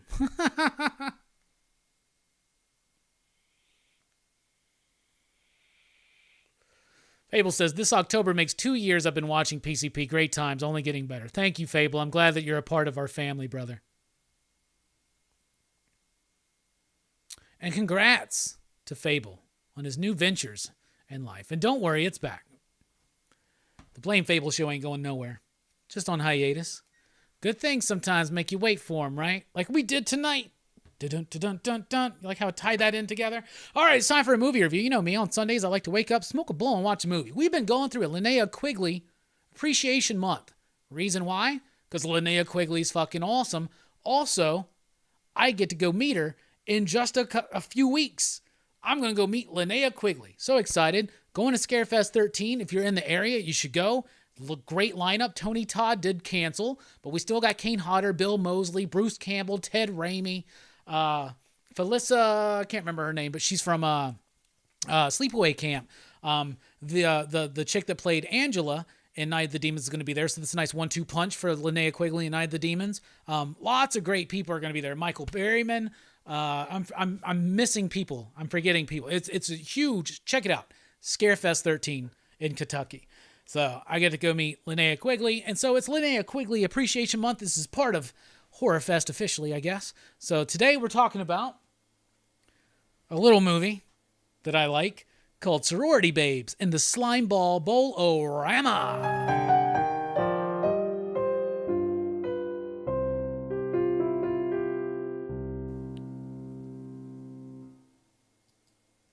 Sorority Babes in the Slimeball Bowl-O-Rama. Stars, of course, Linnea Quigley. It also has Brinky Stevens, so it's got some scream queens in it. It basically involves these sorority sisters. They're at college. They're sorority girls, and they're hazing these two new girls into the sorority, right? So they're doing their initiations. While they're doing these initiations, which involve very objectifying and sexy things, these three nerd dudes. One of them is the big dude from Night of the Demons, but they're like at the window watching. They sneak in the house and they get found out, and they're like, oh, what's going on? Notice, by the way, in the background, that picture of Elvira. Hell to the yeah. All right. Then, so the sorority sisters have this great idea. They, for the last final bit of the initiation for the two girls that are trying to join the sorority, they and the three dudes that snuck in and were trying to scope them out and spy on them, they now have to go to the local bowling alley that's attached to the mall and steal a trophy and bring it back. Seems like a dumb plot, right? So anyway, they go to the bowling alley, they break in. There is Linnea Quigley playing a character called Spider, thus showing that she can't just have a normal last name in these movies. Trash, Blanca, Spider. But they meet her, she's trying to rip off the joint, and then they unleash something crazy. And now we're just going to take a brief moment for Linnea Quigley appreciation.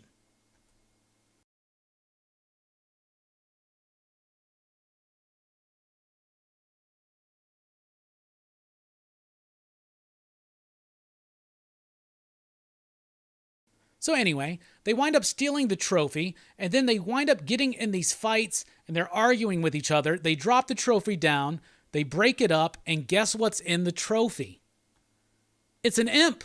It's a genie. It's Mixius Pitalik, but it's like a more nefarious evil form, and he grants them all wishes. So of course he's done with the puppet, but it looks really freaking good. This of course is a full moon movie. It's an Empire film, so it's got this cheese dumb factor to it, so do not expect something serious or deep out of this movie, and you will really enjoy it. But the puppeteering on the imp is really freaking cool. And his voice, he's kind of like this like blues or jazz or jive talking dude, and he's like fucking hilarious, okay? He's like cracks me the fuck up. So he offers everybody wishes, and they all make these wishes, and some of them go well at first, until they don't.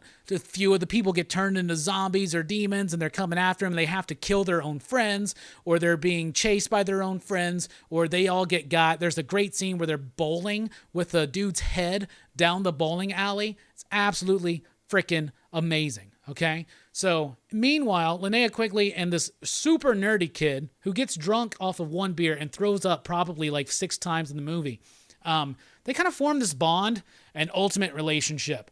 But it ultimately, they're the 2 survivors, and they find out that they can trap the imp again, just like King Solomon trapped all the genies in a bottle. So they get this can of tobacco, and they pop it up, and then they just walk away and leave. And that's Sorority Babes in the Slime Ball Bowl-orama.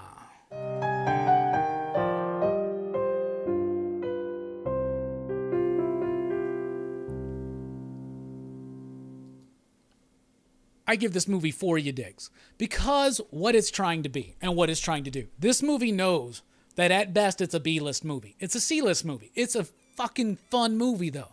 It's got exactly what you're looking for if you're looking for these things. If you're looking for college co-eds, girls gone wild type stuff, check. If you're looking for absurd, random, trashy humor, check. If you're looking for great puppeteering and decent effects, check. And if you're looking for Linnea Quigley, check. So there you go. It checks all 4 of those boxes for me. So for me, 4 you digs. Though I will say this. They just cover this fucker up with a can, and he's like, oh man, I can't see myself. And that's how he talks. Like, it's like, I don't know. He's like, tell me what you do. Like, he keeps making these one-liners. Like, somebody's getting killed, and he'll have a quip, and he'll just be like, oh, it's a little hot in this old town tonight, isn't it? It's just, it's wild. It's really cool. Okay, anyway. She just puts this can, like a Prince Albert can, on top of him, and then they just fucking drive away. And it's just sitting there on the fucking curb, and it's just put over. Like, he's not like, they didn't close it and like bury it or nothing like that. It's just laying there. Somebody's going to come walk along the street and find it and just lift it up, and there you fucking go. There you fucking go. So I give it 4 you digs. If you've ever seen Sorority Babes, let me know what you give it out of 5 you digs. But for what it's trying to do, which is not much, but it succeeds at what it's trying to do. So for me, it's 4 you digs. And if you want to check it out, I know that it's streaming on the Full Moon app. Of course, that's a pay app. But it's worth it for these kind of fun films. Me and Dylan did a dive. They also, Creepazoids is the same director. That has Linnea in it as well. We're not having that as part of Linnea Quigley Appreciation Month because we've already covered that. Same with Night of the Demons. Same with Night of the Return of the Living Dead or Silent Night, Deadly Night, because we've already covered those ones on Dylan's Horror Show, and I'll get to them eventually. But I wanted to cover the ones that we haven't already. So let me see if it's streaming anywhere else.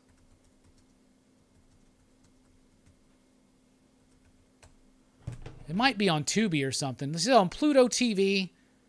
You can, it's on Pluto TV, and there's a premium subscription on Amazon, but that's probably going to be Full Moon. If you're subscribed to, what is this? I think it's connected to the Full Moon app. I don't know. Anyway, it's there. There's also Blu-ray of it. There's my copy of it right there. So even though I have the Full Moon app, I like Linnea Quigley. So I have a lot of fun with this movie. It's 80s cheese. It's ridiculous. It's stupid. But it was just fun for me. I don't know if it's on Shudder. I have Shudder, but I haven't seen it on there. I think it's just streaming on the Full Moon app right now. Have you covered Scream and the Dylan's Horror Show? No, and we haven't covered that for Horror Fest or for PCP Movie Night, but we will because there's a 5th one coming. So we will. BJ gives it 4 you digs.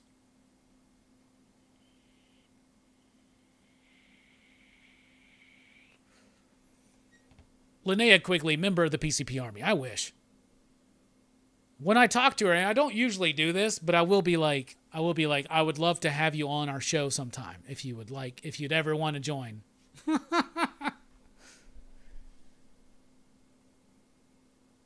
If you get Shudder, Perry says, get it from the website itself. The Amazon Shudder subscription doesn't include all the movies. Damn, that sucks. But I have it from the app itself. So the thing is, most of those movies I have. But yeah, Sorority Babes. I don't think Bueller's still here, but someone needs to let Bueller know that that's the movie. He needs to, in fact, when Bueller makes his way down to Huntsville, we're going to be like, bro, we're watching Sorority Babes and the Slime Ball Bolorama. I want to say Bolorama, but the director says Bolorama, so I don't know, whatever.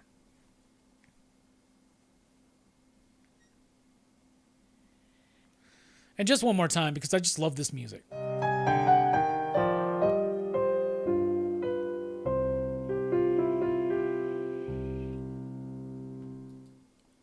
The funny thing, too, is that chick on the main front right there, that's supposed to be Linnea, because that's her costume. That's Spider's costume, but that didn't look like Linnea Quigley, like whatsoever. Also, fair warning, Linnea Quigley is not nude in this film. I know, that's a rarity, but she delivers a fun performance. One of the things I love about Linnea, it's not just I get it. She was in a lot of these movies I grew up with, and she's nude in a lot of them. Okay, it's funny, it's a bit, whatever. I really just am transfixed by her voice and her attitude that she brings in these movies. Like Trash from Return of the Living Dead. What's her character's name? Is it Amy from Night of the Demons? Like, you boys got sour balls? Too bad. You must never get blowjobs. She's got this like 80s like bitchy thing going on, and I fucking love it, man. I love it. Cannot wait to meet her, man. Oh my God. I'm so fucking excited. You mentioned Elvira, the 40th anniversary special she did on Shudder was great. Haven't gotten to watch it yet, but it's streaming now, so I want to.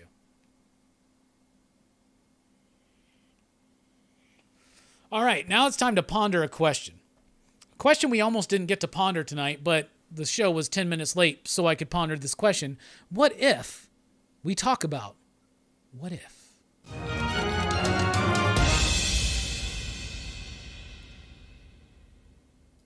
So now we'll be discussing spoilers for the latest episode of What If, which is What If Ultron won. So if you don't want spoilers, just back away for a few minutes. This issue was okay, I guess. It was a step in the better direction, but here's something. All right, so this one digs on the idea that Ultron wins, winds up possessing the Vision. Thanos shows up, he kills him, he takes the rest of the Infinity Stones, he realizes there are other planets, he goes out there, he kills everybody, conquers everything, and then he's alone in the universe, and then he ascends to a different level of consciousness, and then as the Watcher is talking, he can now sense the Watcher, and he comes after the Watcher. So the Watcher and him wind up in this big fight. Meanwhile, there's this incredibly fucking pointless story about Black Widow and Hawkeye going on, trying to find an AI that can combat Ultron, and it's Arnim Zola. It seems like it's pointless, but it's probably going to come into play later on, because now what they're trying to do is tie all the what if shit together. I really feel like what if should just be these dark, interesting reinterpretations of Marvel events, like the comic book series. They don't need to tie together into one narrative. They don't need to rely so heavily on recreating moments from the MCU. They can do so much more. That being said, I did like more of the involvement of the Watcher in this episode. It was kind of funny when the Watcher's like, what? Huh? But then it goes into the jokey idea. So you're trying to like be like, okay, shit's about to hit the fan, but let's be really jokey. Like the scene where he's looking at Hawkeye and he's like, it's in the box above you. Just look at it. Seems to break the character for me, right? That being said, I thought the action in this one was animated incredibly well. The animation was better than it has been for the last couple. I was really disappointed with the last couple-ish episodes. For me, by far, still, the Doctor Strange episode is the best. That gets tied back in with the end. I don't really want to see this develop into a big story that, it was one story all along. Like, that takes away the point of the anthology, whatever. I get it. I like anthologies that tie together, too. Maybe I'm just too down on it. But it's not delivering what I'm expecting. It's not really quite delivering what I'm wanting. What I would have rather have seen with the episode, What If Ultron won, was showing us him fucking winning.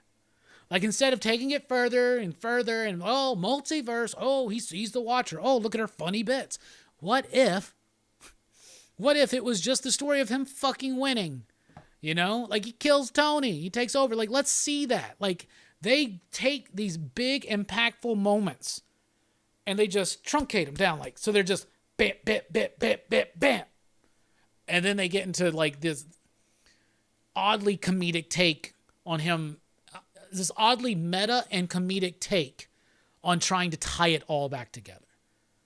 So, that being said, it wasn't my favorite, but it wasn't the worst for me. I thought it was decent. I thought it was interesting, but I still not completely behind it, but I'll give it 3 ya digs. If you checked out the new episode of What If, what did you think about it? Because I know a lot of people are really liking it, but I thought it was just a 3 because it kind of just, it just didn't quite nail it for me. So I give it 3 ya digs. What do you give it? What if we talk about What If?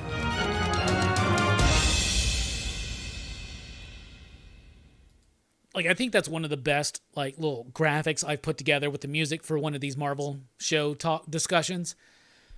And, I just don't even care. Like, I literally just watched this. Like, I was late to the stream because I was like, oh, fuck, I forgot to watch What If. I don't even care about this show anymore. I want to retire the bit, but I love doing this. I love the button. I love the dun, dun, dun, dun, dun. What if we talk about What If? Hit the wrong button there, though. I don't know, man. It's just not for me. It's not working for me.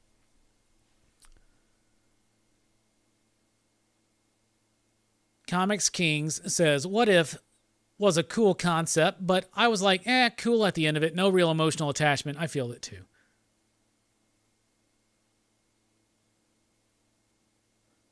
The part where Ultron cuts Thanos with the stones in half without even trying, I paused the episode and stared at the TV trying to convince myself to keep watching, says Tim.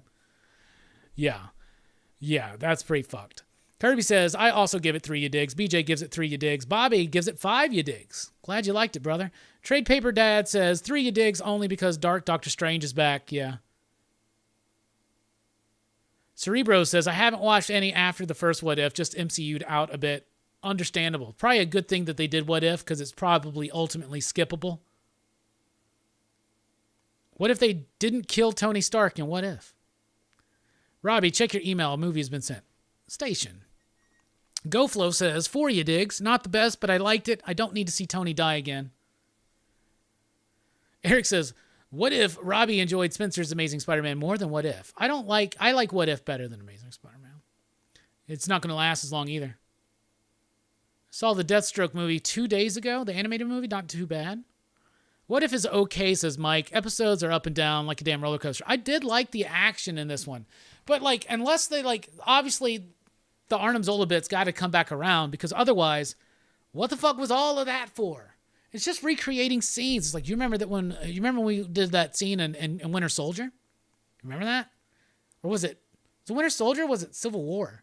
Fuck was it? It was Winter Soldier. So you remember that with Arnim Zola? Yeah, let's do that again, but different.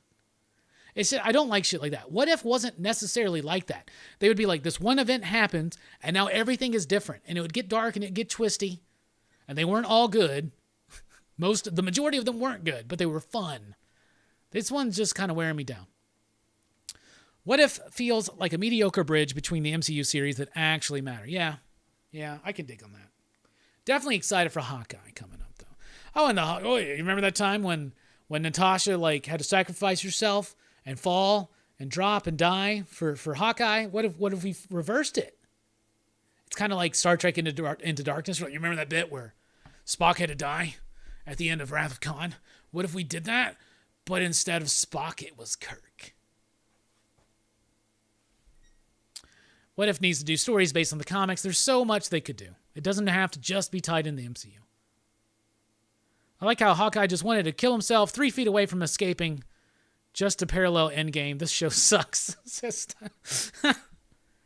Action is great, but it's just not doing anything that gives the MCU character moments we have come to love. Sorry, but it's becoming like this emoji. That's my response. Yeah, fair enough. I dig it. I understand. All right. We're about to take a quick break, but when we come back, top 5 movies in 1994, so start thinking, because we got lots more to do. Not too much. We're actually nearing the end of the show. But anyway, thank you so much, and we're not done. So, station.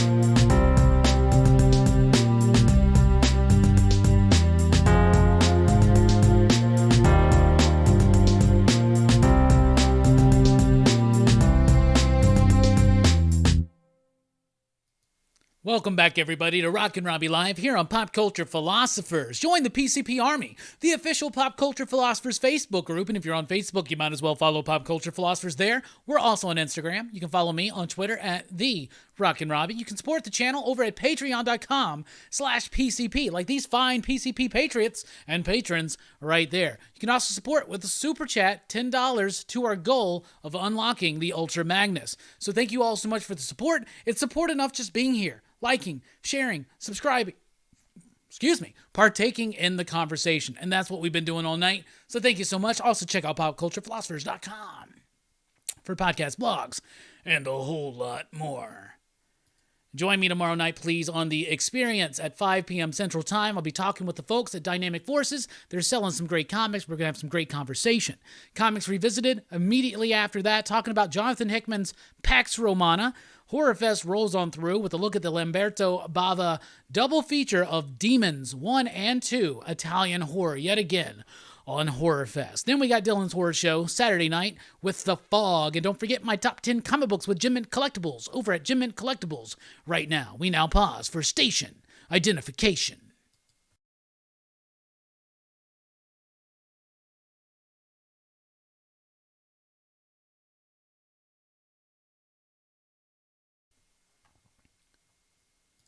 All right, everybody, we're about to get into the top 5 movies of 1994, but first let's just chat for a little bit. What do you guys want to talk about? This show is driven, fueled, if you will, by your questions, your thoughts, your comments, and your concerns. Get them in right now. Let's keep this conversation going. Well, thank you for the support, BJ. We really appreciate it.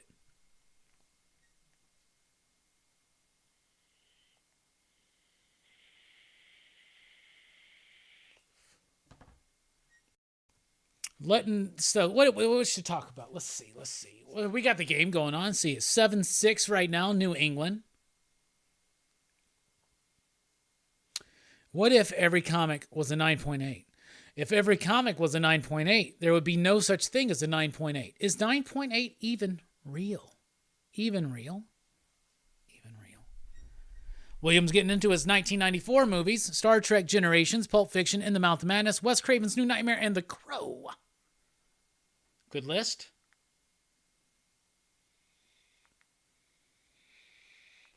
Some of those may be on my list. The Air Up There is not on my list, but I thought about it.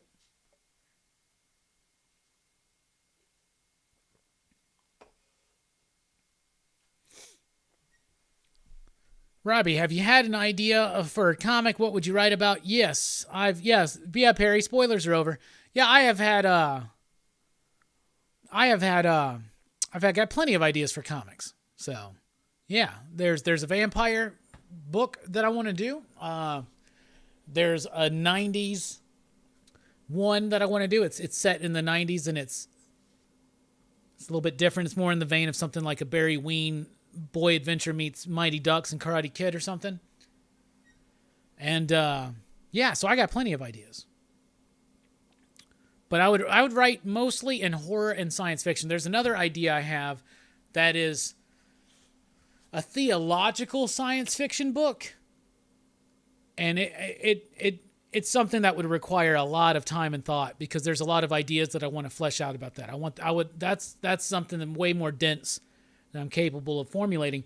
The vampire idea is fully formulated. I just need to write it and then hire an artist. And then the other one, I have an artist, and for that it's Brooks, and it's totally appropriate for the style of book that it is. I just need to write it. Just need to write it. I don't know when to find the time to write, so I guess I got to.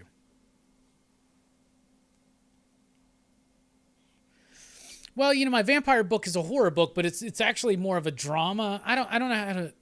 It's horror, but I don't have many ideas for, like.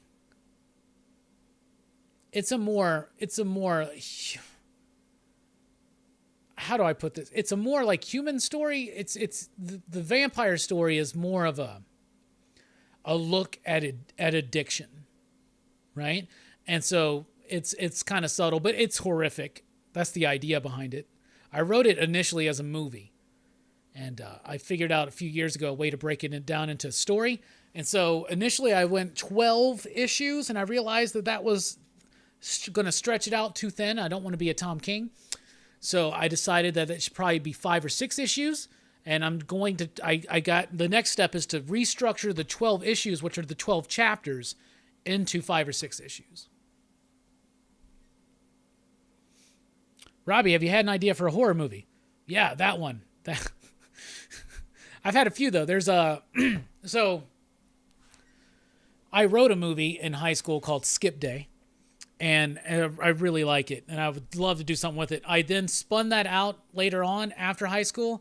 I spun that out into a 3-season, 12 episodes each season idea called The Pad that took these characters from Skip Day, which takes place their senior year of high school, and I threw it out 4 or 5 years in the future, and because that's when it was. And so I wrote this whole thing, and that's a wild idea that I would love to get to one day too. And then, but early on, right after high school, I came up with an idea because there's a park right next to our biggest and the oldest cemetery in Alabama, if I remember this right, is here in town. It's Maple Hill Cemetery, and it's a pretty creepy place. It's really big, but there's a park right next to it, and it's come to be known as Dead Children's Playground. There are several legends as to why. None of them appear to actually be true. So it's become a place, especially when you're a teenager, that you go to. And you go at night, and the idea is you're supposed to hear children's voices, and you're supposed to see the swings move. And I've seen the swings move, but go to any park, you'll see the swings just kind of move on their own sometimes. Was it creepy? Yes, because you have this local legend that's been built up. Most of the ideas are that this dude went there and killed a bunch of kids. But there's other ideas too. Like there was this dude used to kidnap kids from there and then take them somewhere else and kill them. Or that this dude buried kids there. It's just the fact that it's a fucking playground right next to this cemetery that's massive with these giant fucking, I mean, it's like what you think of with Buffy the Vampire cemetery. It's got the big angel statues and big mausoleums, and it's the real deal, and it's old school, and there's Civil War graves there and shit. So I wrote a story called Undesired Echoes that was about this group of kids on their high school graduation night. The one time the main character went there, but he got scared and he left. So he feels like this is the one thing he's got to do. He's got to stay the night at Dead Children's Playground. He's going to camp out there or whatnot. And I wrote this whole story about it. And basically they come across a ghost of this child and all this shit happens. I took those characters and the relationships I really liked in that story more than the story. The story was shit. I still have that script that I wrote, and that story is absolute shit. So what I did was I took those characters, because I thought those characters had a lot of potential. I threw them into this vampire story, which I won't name. But the original story was called Undesired Echoes.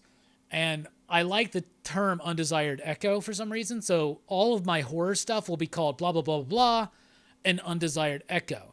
And then anything that I do spinning out of Skip Day will be The Pad, a Skip Day melodrama. Right. And so that was the idea. And I would love to do those. Mostly it'd be easier to do them in comic book form. I just no way I'd be able to make a TV series, a web series or something and not continue to do this and work. And it's just, I don't know. I would love to. Anyway. So then I took the idea of Dead Children's Playground and the idea that I had for Undesired Echoes, and I morphed it around into a Civil War type ghost story. It doesn't take place in the Civil War. But I made it's called Soldier's Playground, right? And so I got an idea formulated for that, but no good characters have really come out of that. And that's pretty much, I guess, where I think there are other things, but those are the big ones. Dead Children's Playground. Now, there's the name of your book. See, I thought I didn't want to use that because I didn't think it sounded like a good title. That's why I changed it to Soldier's Playground. But then maybe it does ring better. Is your theological story Battlefield Earth 2? No. No, it's theological in that it's dealing with. Oh, and I forgot about my Spawn ripoff that I came up with in the '90s. It's basically like a heaven version of Spawn. You may say Redeemer, and I'm like, no, Diamond Ray. Diamond Ray's pretty dope. So it's a superhero. It's my superhero idea. I also have an idea called Spandex King. I should name the titles because they're really good names. That one is. Diamond Ray is an interesting character that I came up with when I was a teenager. Actually, before that, it was during Spawn time. So it was during Spawn time. I'm drawing him right now. So it was during the time like Spawn was coming out. I kind of came up with this idea. I actually drew the comic. I wish I still had that, but I don't, obviously. So this is going to be very crude, and I don't want to take too much time up here. But, oh, fuck, that arm. What is up with that arm? Fuck it. You get the idea. Now I'm drawing, I can't talk. I'm fucking up the arms. Very bad. But it doesn't matter. And I'll just fuck the legs.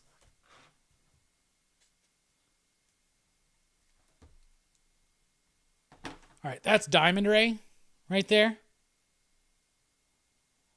His powers come from a diamond taken from the gates of heaven and implanted into his chest. He's trying to prevent the rise of the apocalypse. He's not supposed to be wearing like Jinko jeans or nothing. I just didn't finish there.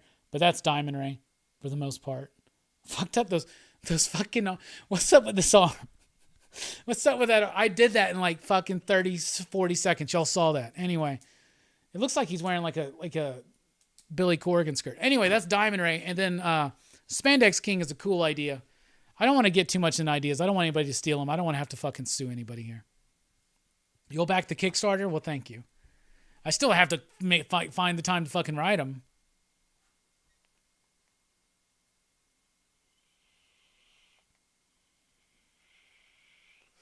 Now I've been ranting, and people are dropping their 94 movies.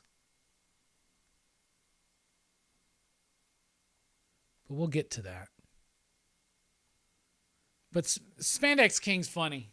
It comes from, okay, the idea for Spandex King comes from being really stoned when I was like probably 19 or 20 years old, outside of a Walmart parking lot, waiting on my friend to get off of work. And I came up with this idea of a dude. Hold on.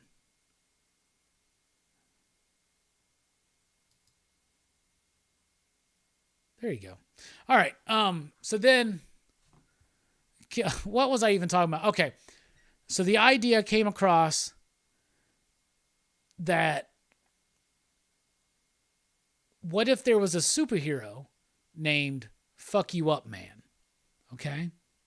And the whole bit is just one bit that developed into this whole idea.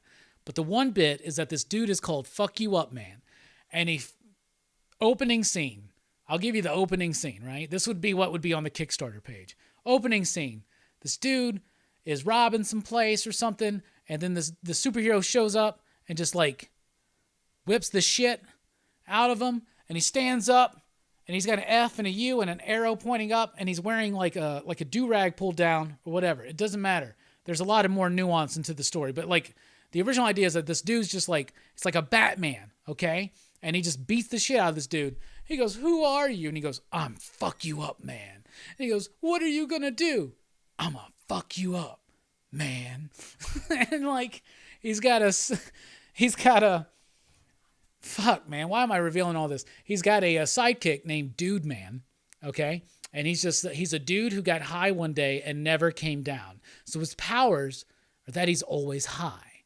Like, he doesn't even have to smoke weed anymore. He's just always stoned. And he's Dude Man, okay? And he's got like a toboggan that he pulls down, and that's his mask. And then the villain is a dude named One Sick Bastard. And the villain is named One Sick Bastard because he actually winds up in a place with the Spandex King and Dude Man. And he's walking by him and he's like sneezes. And Fuck You Up Man looks at him and goes, "Man, that's one sick bastard."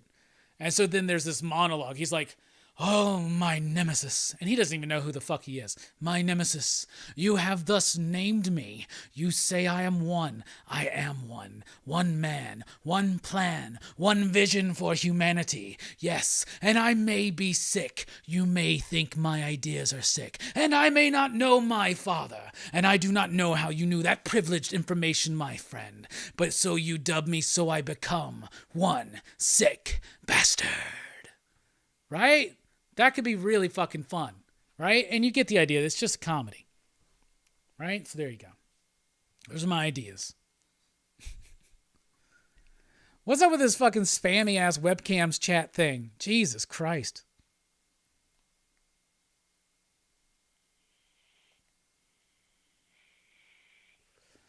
The Diamond Ray guy. No, you're thinking of Dr. Spectrum? He was first. I guess I stole from him, actually, if you think about it. I never thought about that, but you're right. The original way I drew Diamond Ray was very crude.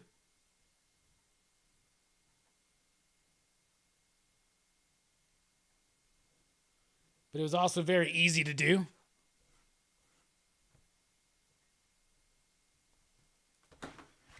That was how I initially drew him. Just covered up in a hood. With eyes. Like, literally. It's so stupid.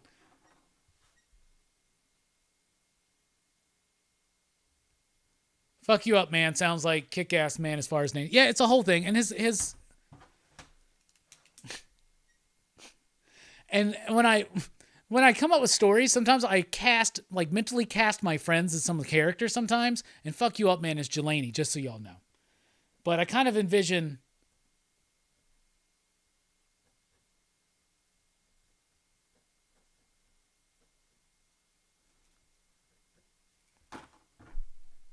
That's not quite working. Hold on. It's something like that for the symbol.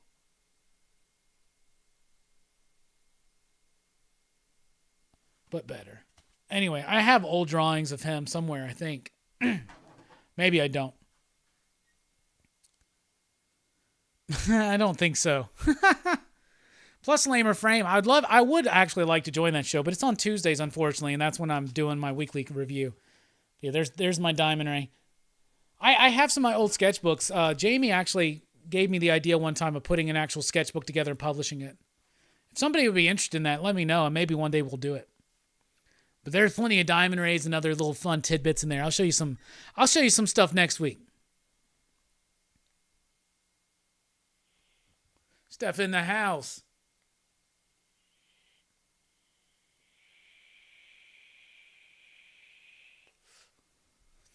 Super chats need to go towards paying the page rate for Alex. That's funny. Robbie needs to go. Yeah, okay, let's see. Yeah, stick to the horror.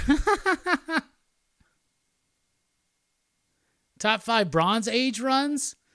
Jack Kirby on Captain America. I'm talking about his third time where he went really super sci-fi with it. Got to do his own things.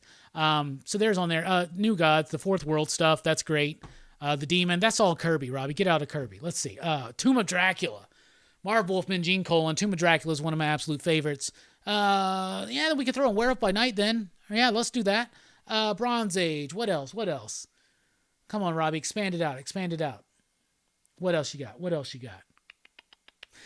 I really like this Spider-Mobile post-Death of Gwen Stacy era by Jerry Conway of Spider-Man. So I'll say that one. What else? Come on, Robbie. Think. Bronze Age.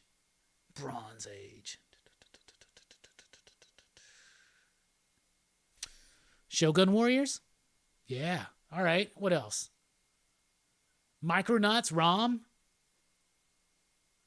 How long does the Bronze Age go? It goes through the early 80s, right? So then we're talking about fucking Claremont's X-Men. We're talking about Byrne's Fantastic Four. We're talking about Miller on Daredevil.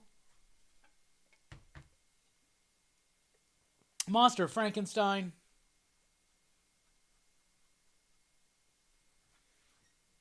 Yeah, it was probably some of those ones I would name.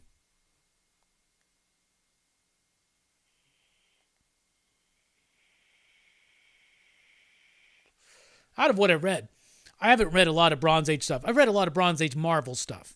I have not read a lot of Bronze Age DC stuff. So yeah, like New Teen Titans, never read it. I have the first book, though, over there. Want to jump into it one day. Got to carve out time to read some more comics and then carve out more time to write some damn scripts. I just gave you guys all my ideas for Spandex King. He's called Spandex King by the media, by the way, because fuck you up, man, is not an appropriate term. So the media rename him the Spandex King. He hates that fucking name. So there you go.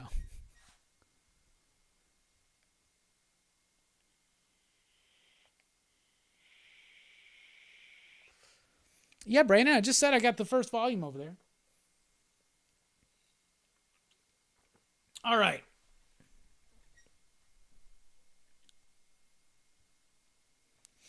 I probably have missed a lot of y'all's top fives for the 94 movies or whatever, so throw them back out, if you will, because right now we're about to talk about top 5 movies of 1994. These are our personal favorites. Go ahead and list them, and I'll list mine.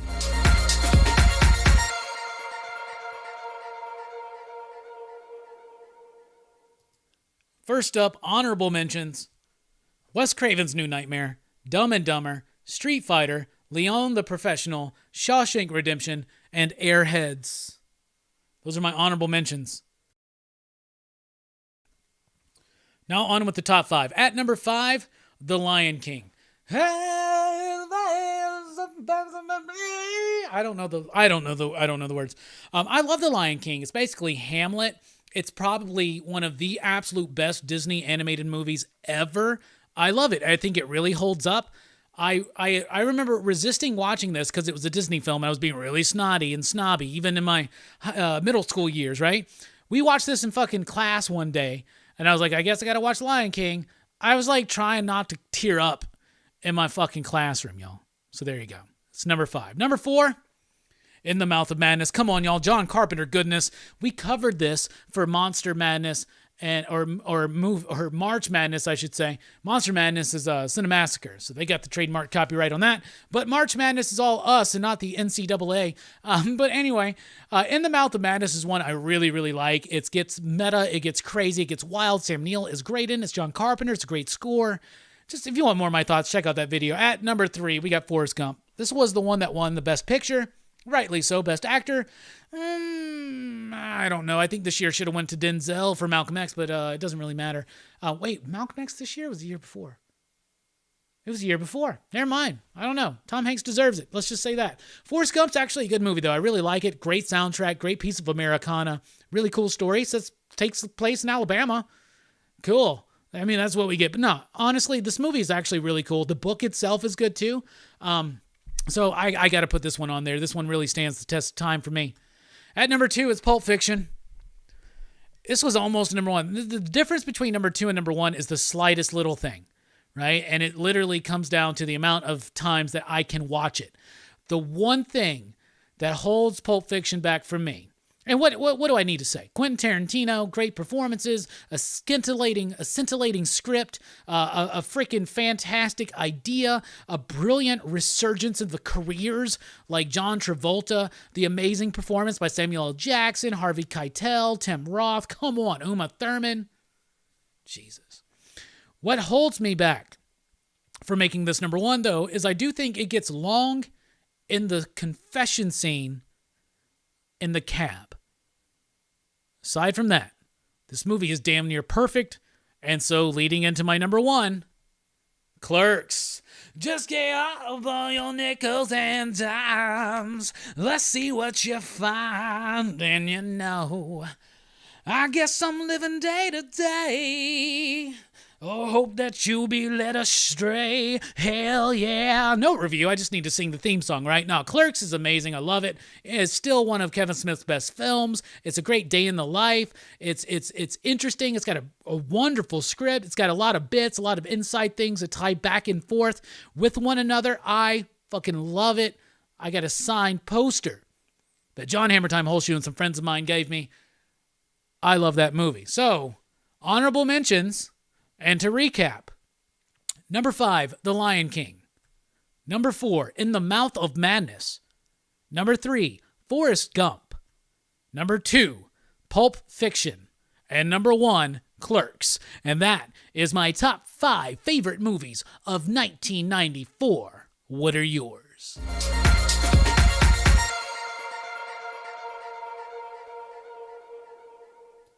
I guess I'm living day to day.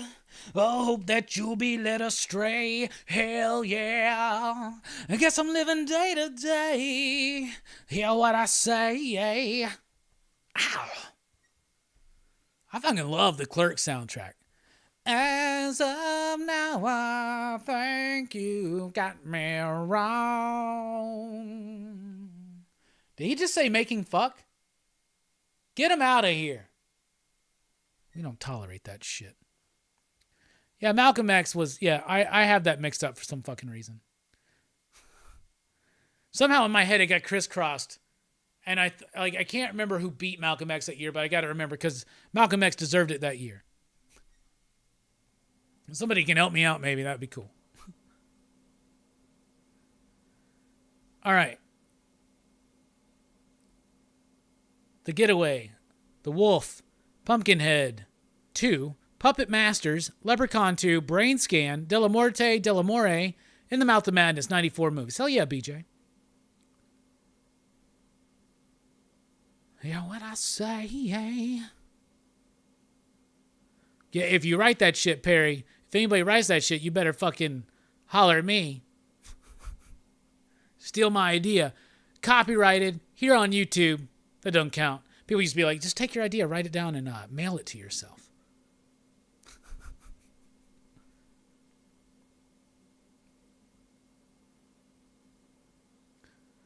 Why's Brother Joe turned up? Officially Unofficial Geek says 94 movies. The Crow, Natural Born Killers, Reality Bites, Serial Mom, and Clerks. Solid movies. Good list. Reality Bites is a really good film, especially in particular. And Serial Mom's a blast. I used to love that one.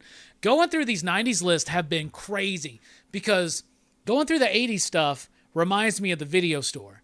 Going through the 90s reminds me of the video store too, but it reminds me of the new release wall. And it reminds me of going to movie theaters. Like some of these movies I saw in fucking theaters. I saw Serial Mom in the fucking theater, for instance. Steph says Lion King, Street Fighter, Leon. Trade Paper Dad, Forrest Gump, Pulp Fiction, Speed. Speed's a good one to put in there, too. Airheads, though. Airheads is my favorite movie with Adam Sandler in it. I fucking love it. Philip says, Little Rascals, The Crow, The Mask. Saw Little Rascals in the fucking theater. The Mask, saw that in the theater. Fist of Legend, have never seen that. And Ace Ventura, saw that in theater. That was our family movies. The Shadow, says BJ. Paul says, Ed Wood, Leon the Professional, Pulp Fiction, Shawshank Redemption, Hudsucker Proxy, honorable mention Cabin Boy. Fable says, Pulp Fiction, True Lies, Interview with the Vampire, Ace Ventura, and Forrest Gump, honorable mention Mask and Speed. Hell yeah. Trade Paper Dad says, Forrest Gump, Pulp Fiction, Lion King, Low Down Dirty Shame, and Speed. Hell yeah.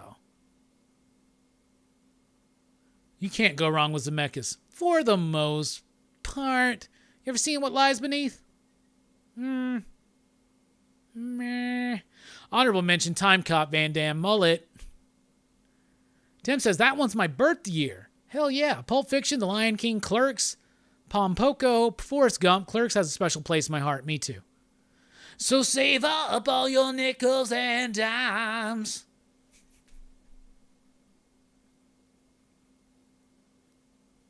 It was through Clerks I first heard Bad Religion. That was a game changer for me. Hell yeah, Kirby. Mike says The Crow, Stargate, Star Trek Generations, Clerks, Pulp Fiction. Saw Star Trek Generations in the theater. When Data's like, oh shit. We're like a fucking 13-year-old Robbie. He said shit. Data said shit. It was like when I was an 11-year-old Robbie, or a 10-year-old Robbie, or a 9-year-old Robbie, 9 or 10-year-old Robbie going, Raphael just said, damn. That's 90, right? 9. Maybe 10 by that point. Who knows? 9? Yeah, 9.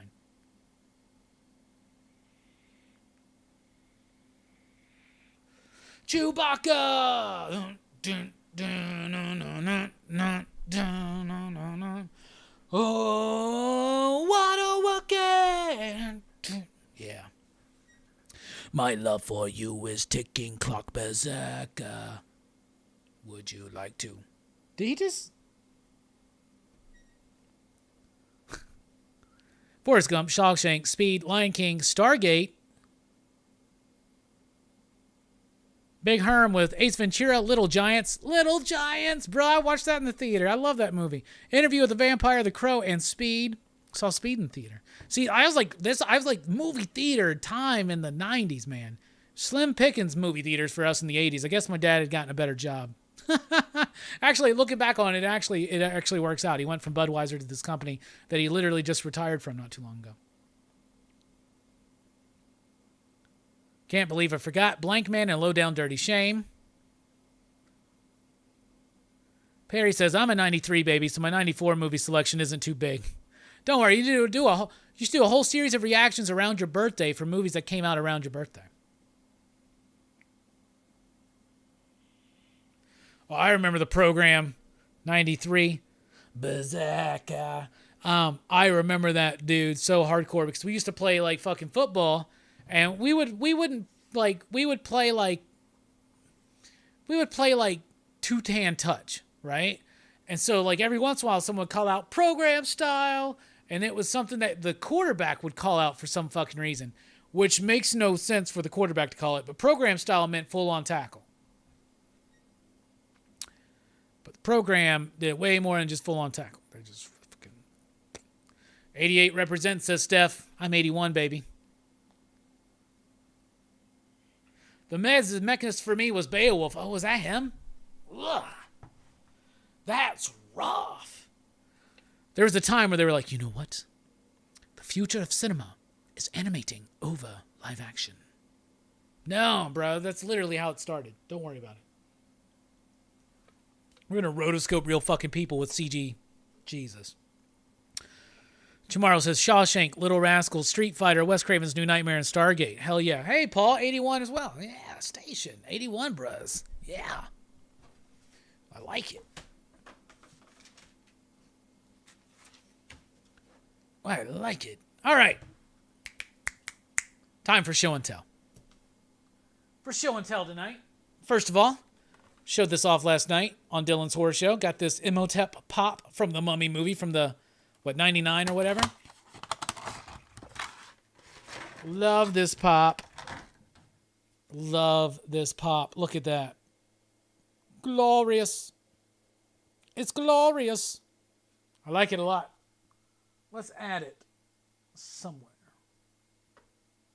We'll move old Wolfie for now. Looks good over there. I like it. Looks good over there. All right. So I finally started learning how to transform some of these Transformers that I opened up. And I got to say, I was disappointed in this one. So this is my Optimus Primal. Okay. And I know that apparently you can pose them a lot better, but that's gappy as shit. Like, what is this? Maybe I fucked it up. I don't know. There's something with these legs. I don't know, man. It's kind of weird. I mean, it looks cool. It's gappy. And these legs, like the way that shit just sticks out. I think I did something wrong. But this is what it's supposed to look like. There's another way to stand it up. And apparently you can actually... You can play with the posability of it. But you got to worry about what you do with these things because you'll fucking break them. But anyway, I guess it's all right. It looks way cooler in the other mode. I'll probably do it in the standing up mode next. Where he's more like this. Standing up. He looks cooler that way, actually. Less gappy. Because then you look at the back and it's not that bad. But I think there was a step that I didn't understand. I got to watch a video on this shit. Anyway. Optimus Primal. Hey, you know me, I like cheap comics. There's some cheap comics I recently picked up. Pretty sure I already got like 3 of these. But when I find a cheap-ass copy of Punisher 2099, #1, I always pick it up for some fucking reason. Because it's got Scottie Pippen on the back. So there you go. Then I got Black Orchid, #1. It's got some damage on it. It was stuck to a wizard. and the Wizard was sticky and it ripped off. But aside from that, they're good readers' copies. Black Orchid 1, 2, and 3. Neil Gaiman, Dave McKean. So I've actually never had that in my collection. And what else do I got? Oh, yeah. Picked up the Gunslinger Spawn. Actually, this was gifted to me by Mike the Voice Matthews. So, Mike, thank you so much. This was their second goal tonight, but we didn't meet the first goal either. But this was going to be the second goal. So as soon as we get Ultra Magnus opened up, this goes on the block to open up. And I don't really want to open it, but I also really do. And that's why. And also for Mike, and I still owe him for this, but I go ahead and show off that he picked me up this Keldor and Origins Cronus. So that's like Skeletor before he became Skeletor, and that's the piece I want. I really don't care about, that's Trapjaw before he becomes Trapjaw. I guess that's cool, but it's the Keldor that I really wanted. And that's from Mike. And then that brings us to the final 9. How do we open Ultra Magnus? It was $10 more to the goal. Getting ready for the final 9. For the final 9 tonight, going back into the Blu-ray collection, we're on the C, so let's continue on. Creepshow. Last time we did this, I had the other version of Creepshow. Now I got the very cool Scream Factory edition with the slip. They all come with the slip. It's got the movie in it with the reversible cover. And it's got this really cool book that's not just pictures. It's actually like an essay, and it's about the film, facts, and shit like that. So that's really freaking cool. It's a wonderful set for a great movie. Me and Dylan covered it on Dylan's Horror Show recently. Then we got my Critters box set from Scream Factory. We said if they were individually cased, they count individually, so let's do it. Critters 1, fantastic movie. Critters 2, another fantastic movie. Critters 3 starts losing it. Critters 4, still haven't seen that. So I still haven't seen that one. But it's got a nice case. And I do like the franchise. Franchise continued, of course, the new version of it. There's Critters Attack with a slip. Haven't watched this one yet. I'm nervous. Then I got Dagon. This is from H.P. Lovecraft and Stuart Gordon, director of Reanimator, From Beyond. Then they did Dagon. That's the H.P. Lovecraft trilogy that they did. Of course, Gordon also did Dreams at the Witch House for Masters of Horror. Anyway, that's Vestron. Really like this movie. I didn't really appreciate it until we did the Stuart Gordon whole episode on Dylan's Horror Show, and I got to rewatch it, and then I had to pick it up. So, really cool cover, really cool movie. Then, Daredevil, the director's cut. I want to revisit this one soon. This one may be a Sunday morning movie in like November or something before I get back to all the kung fu shit. But this is the director's cut, which I do think is the superior version of the Ben Affleck Daredevil movie, but it's still rough. John Carpenter's first film, Dark Star. You know, I've never seen this. And it's written by Alan Dean Foster. And I've never seen this movie, so I really want to see it. So maybe we'll have to do that one day. And that's the final 9. So there you go. That's the final 9. That's the show. That's Show and Tell. Thank you all so much for your support tonight. We really do appreciate it. Thank you all for being here, the great conversation that we have. But we are dipping out, and we'll talk to you next time. Y'all have a good night. Station.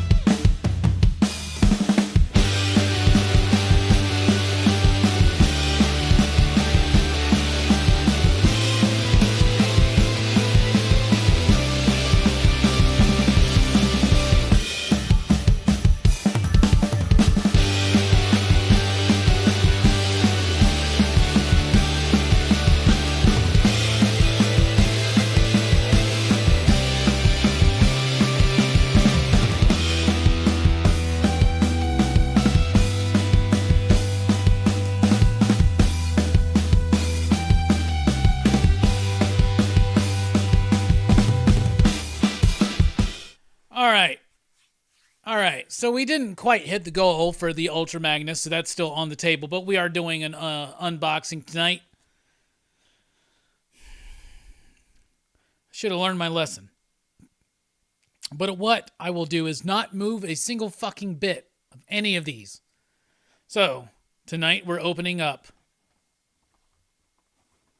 Sam and Twitch. Surely these figures will not break as soon as I open them. I've been hesitant about opening these, but we're fucking doing it. Card's in great condition. Not anymore. Oh shit, my cat was over there. She thinks I threw that at her. All right, there's a gun and a donut. And another gun. We'll worry about those at another time.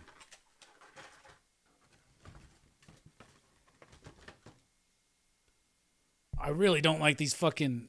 Oh, cool. You can take... So they got these headsets on, but you can take them off. I swear to God, if I break his head trying to take this damn thing off. Take it off. What? There we go. Okay. Those come off. Worry about those another day.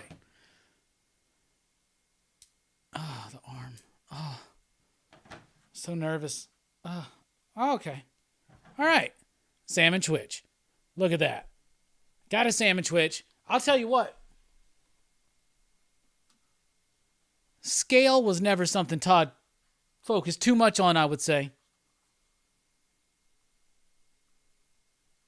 Like, those are standing right next to each other. Other size comparison. Because they eventually did a smaller version of the clown. This one may be more in line with it. Yeah, that's probably more in line. That's more accurate. Unfair to put it against the clown from Series 1. But I do have a Spawn. Oh, he's down there. Series 1 Spawn.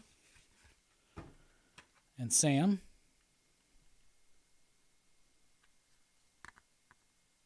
Not bad. Twitch. Not bad. Not bad. So now I got a Sam and Twitch. Yeah. Station.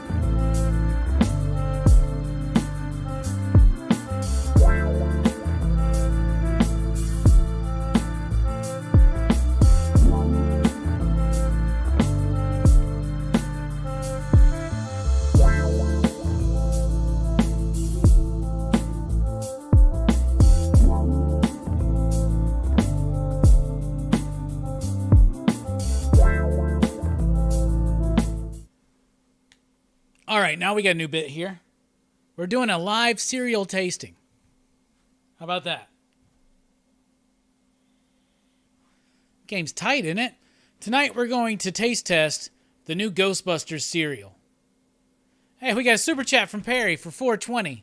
Hell yeah. That actually brings us, say, $5 to the goal of the Ultra Magnus. But thank you. I really do appreciate that, Perry.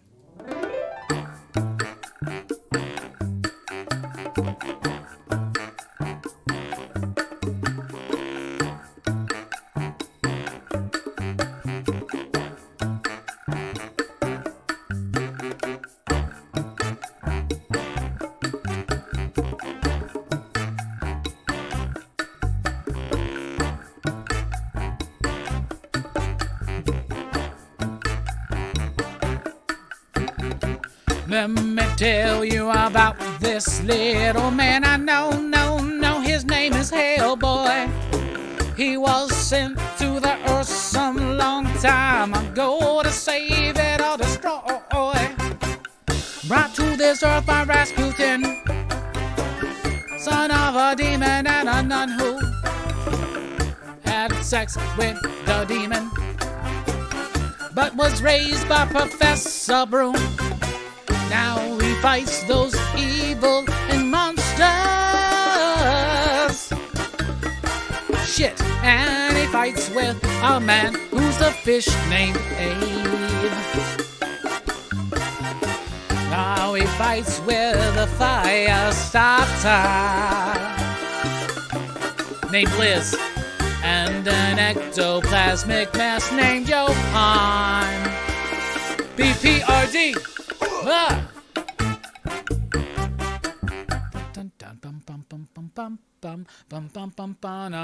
All right, we're going to taste this Ghostbusters cereal. There's a test on the back. I like this. This is kitschy. This is cool. This reminds me when I was a kid. I would sit there at the kitchen table and I would have done this. It's like, so it's a questionnaire, and you pick your answer, and then it lets you know what your results are. So it says, do you believe ghosts are real? No, at least I really, really hope they aren't. Or yes, my great uncle twice removed saw one once. Or C, heck yeah. So it's that whole kind of thing. It's really fun. So this is General Mills. And we'll see. It says it's fruity flavored sweetened corn puffs with marshmallows and other natural flavors.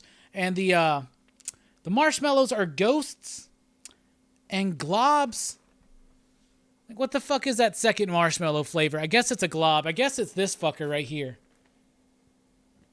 Maybe it's a movie from, or it's from the new movie. I don't fucking know. Ghostbuster cereal.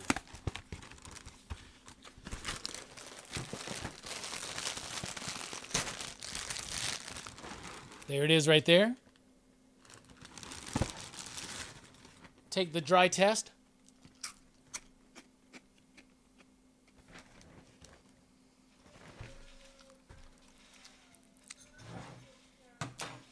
It doesn't taste fruity. It tastes kind of like fucking cardboard.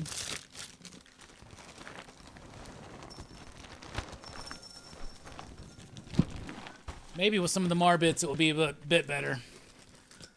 Well, that tasted terrible dry, y'all. That's not boding well. It's not boding very well. I use vanilla almond milk. That tasted like shit, bro. That tasted so gross. Supposed to be fruity. Got stabbed this thing a few times. That had a real hearty texture, so we're going to let that sit for a little bit longer. Ugh, Jesus. That wasn't fruity at all, man. The Marbits to cereal ratio is severely lacking as well.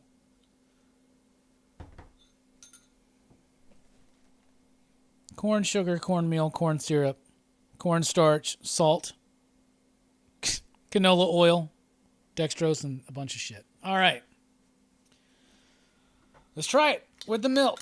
The vanilla milk, almond milk, will at least help sweeten it up a little. That did not taste fruity or sweet or delicious. I'll tell you that.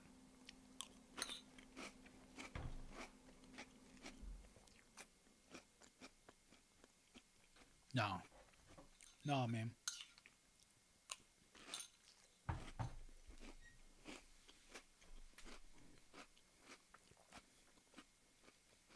No, man. It's not a good cereal. All right. Generic ass corn puffs. Too gritty of a texture. It doesn't. It's not like Cocoa Puffs are corn puffs too, but like that's a way better texture than this. I'm disappointed. This is General Mills. It's not Kellogg's. This seems like this would be a Kellogg cereal. But let me try it one more again. It's sat in there a little bit longer. Yeah. No.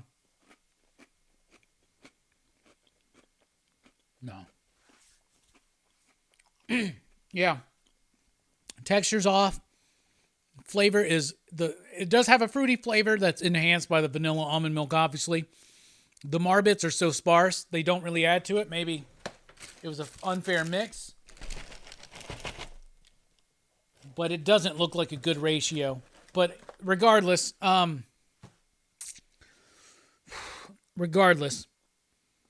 texture's off, flavor's too weak, not strong, it doesn't work, and what you do pick up isn't good enough. And then it's just not a good experience. And it's not a creative cereal. It's just some Marbits and some fruity flavored puffs, but it just doesn't work. They're too hard. It doesn't work. I'm gonna give this 1.5 you digs. This is the weakest new cereal I've had of the year. Buy it for the box only, but trust me, you'll be disappointed by the cereal. Those of you that are here right now, y'all are the true all-stars. We're all all-stars though, right? Right? Are we? No? All right. Y'all, we really appreciate it. Have a good one.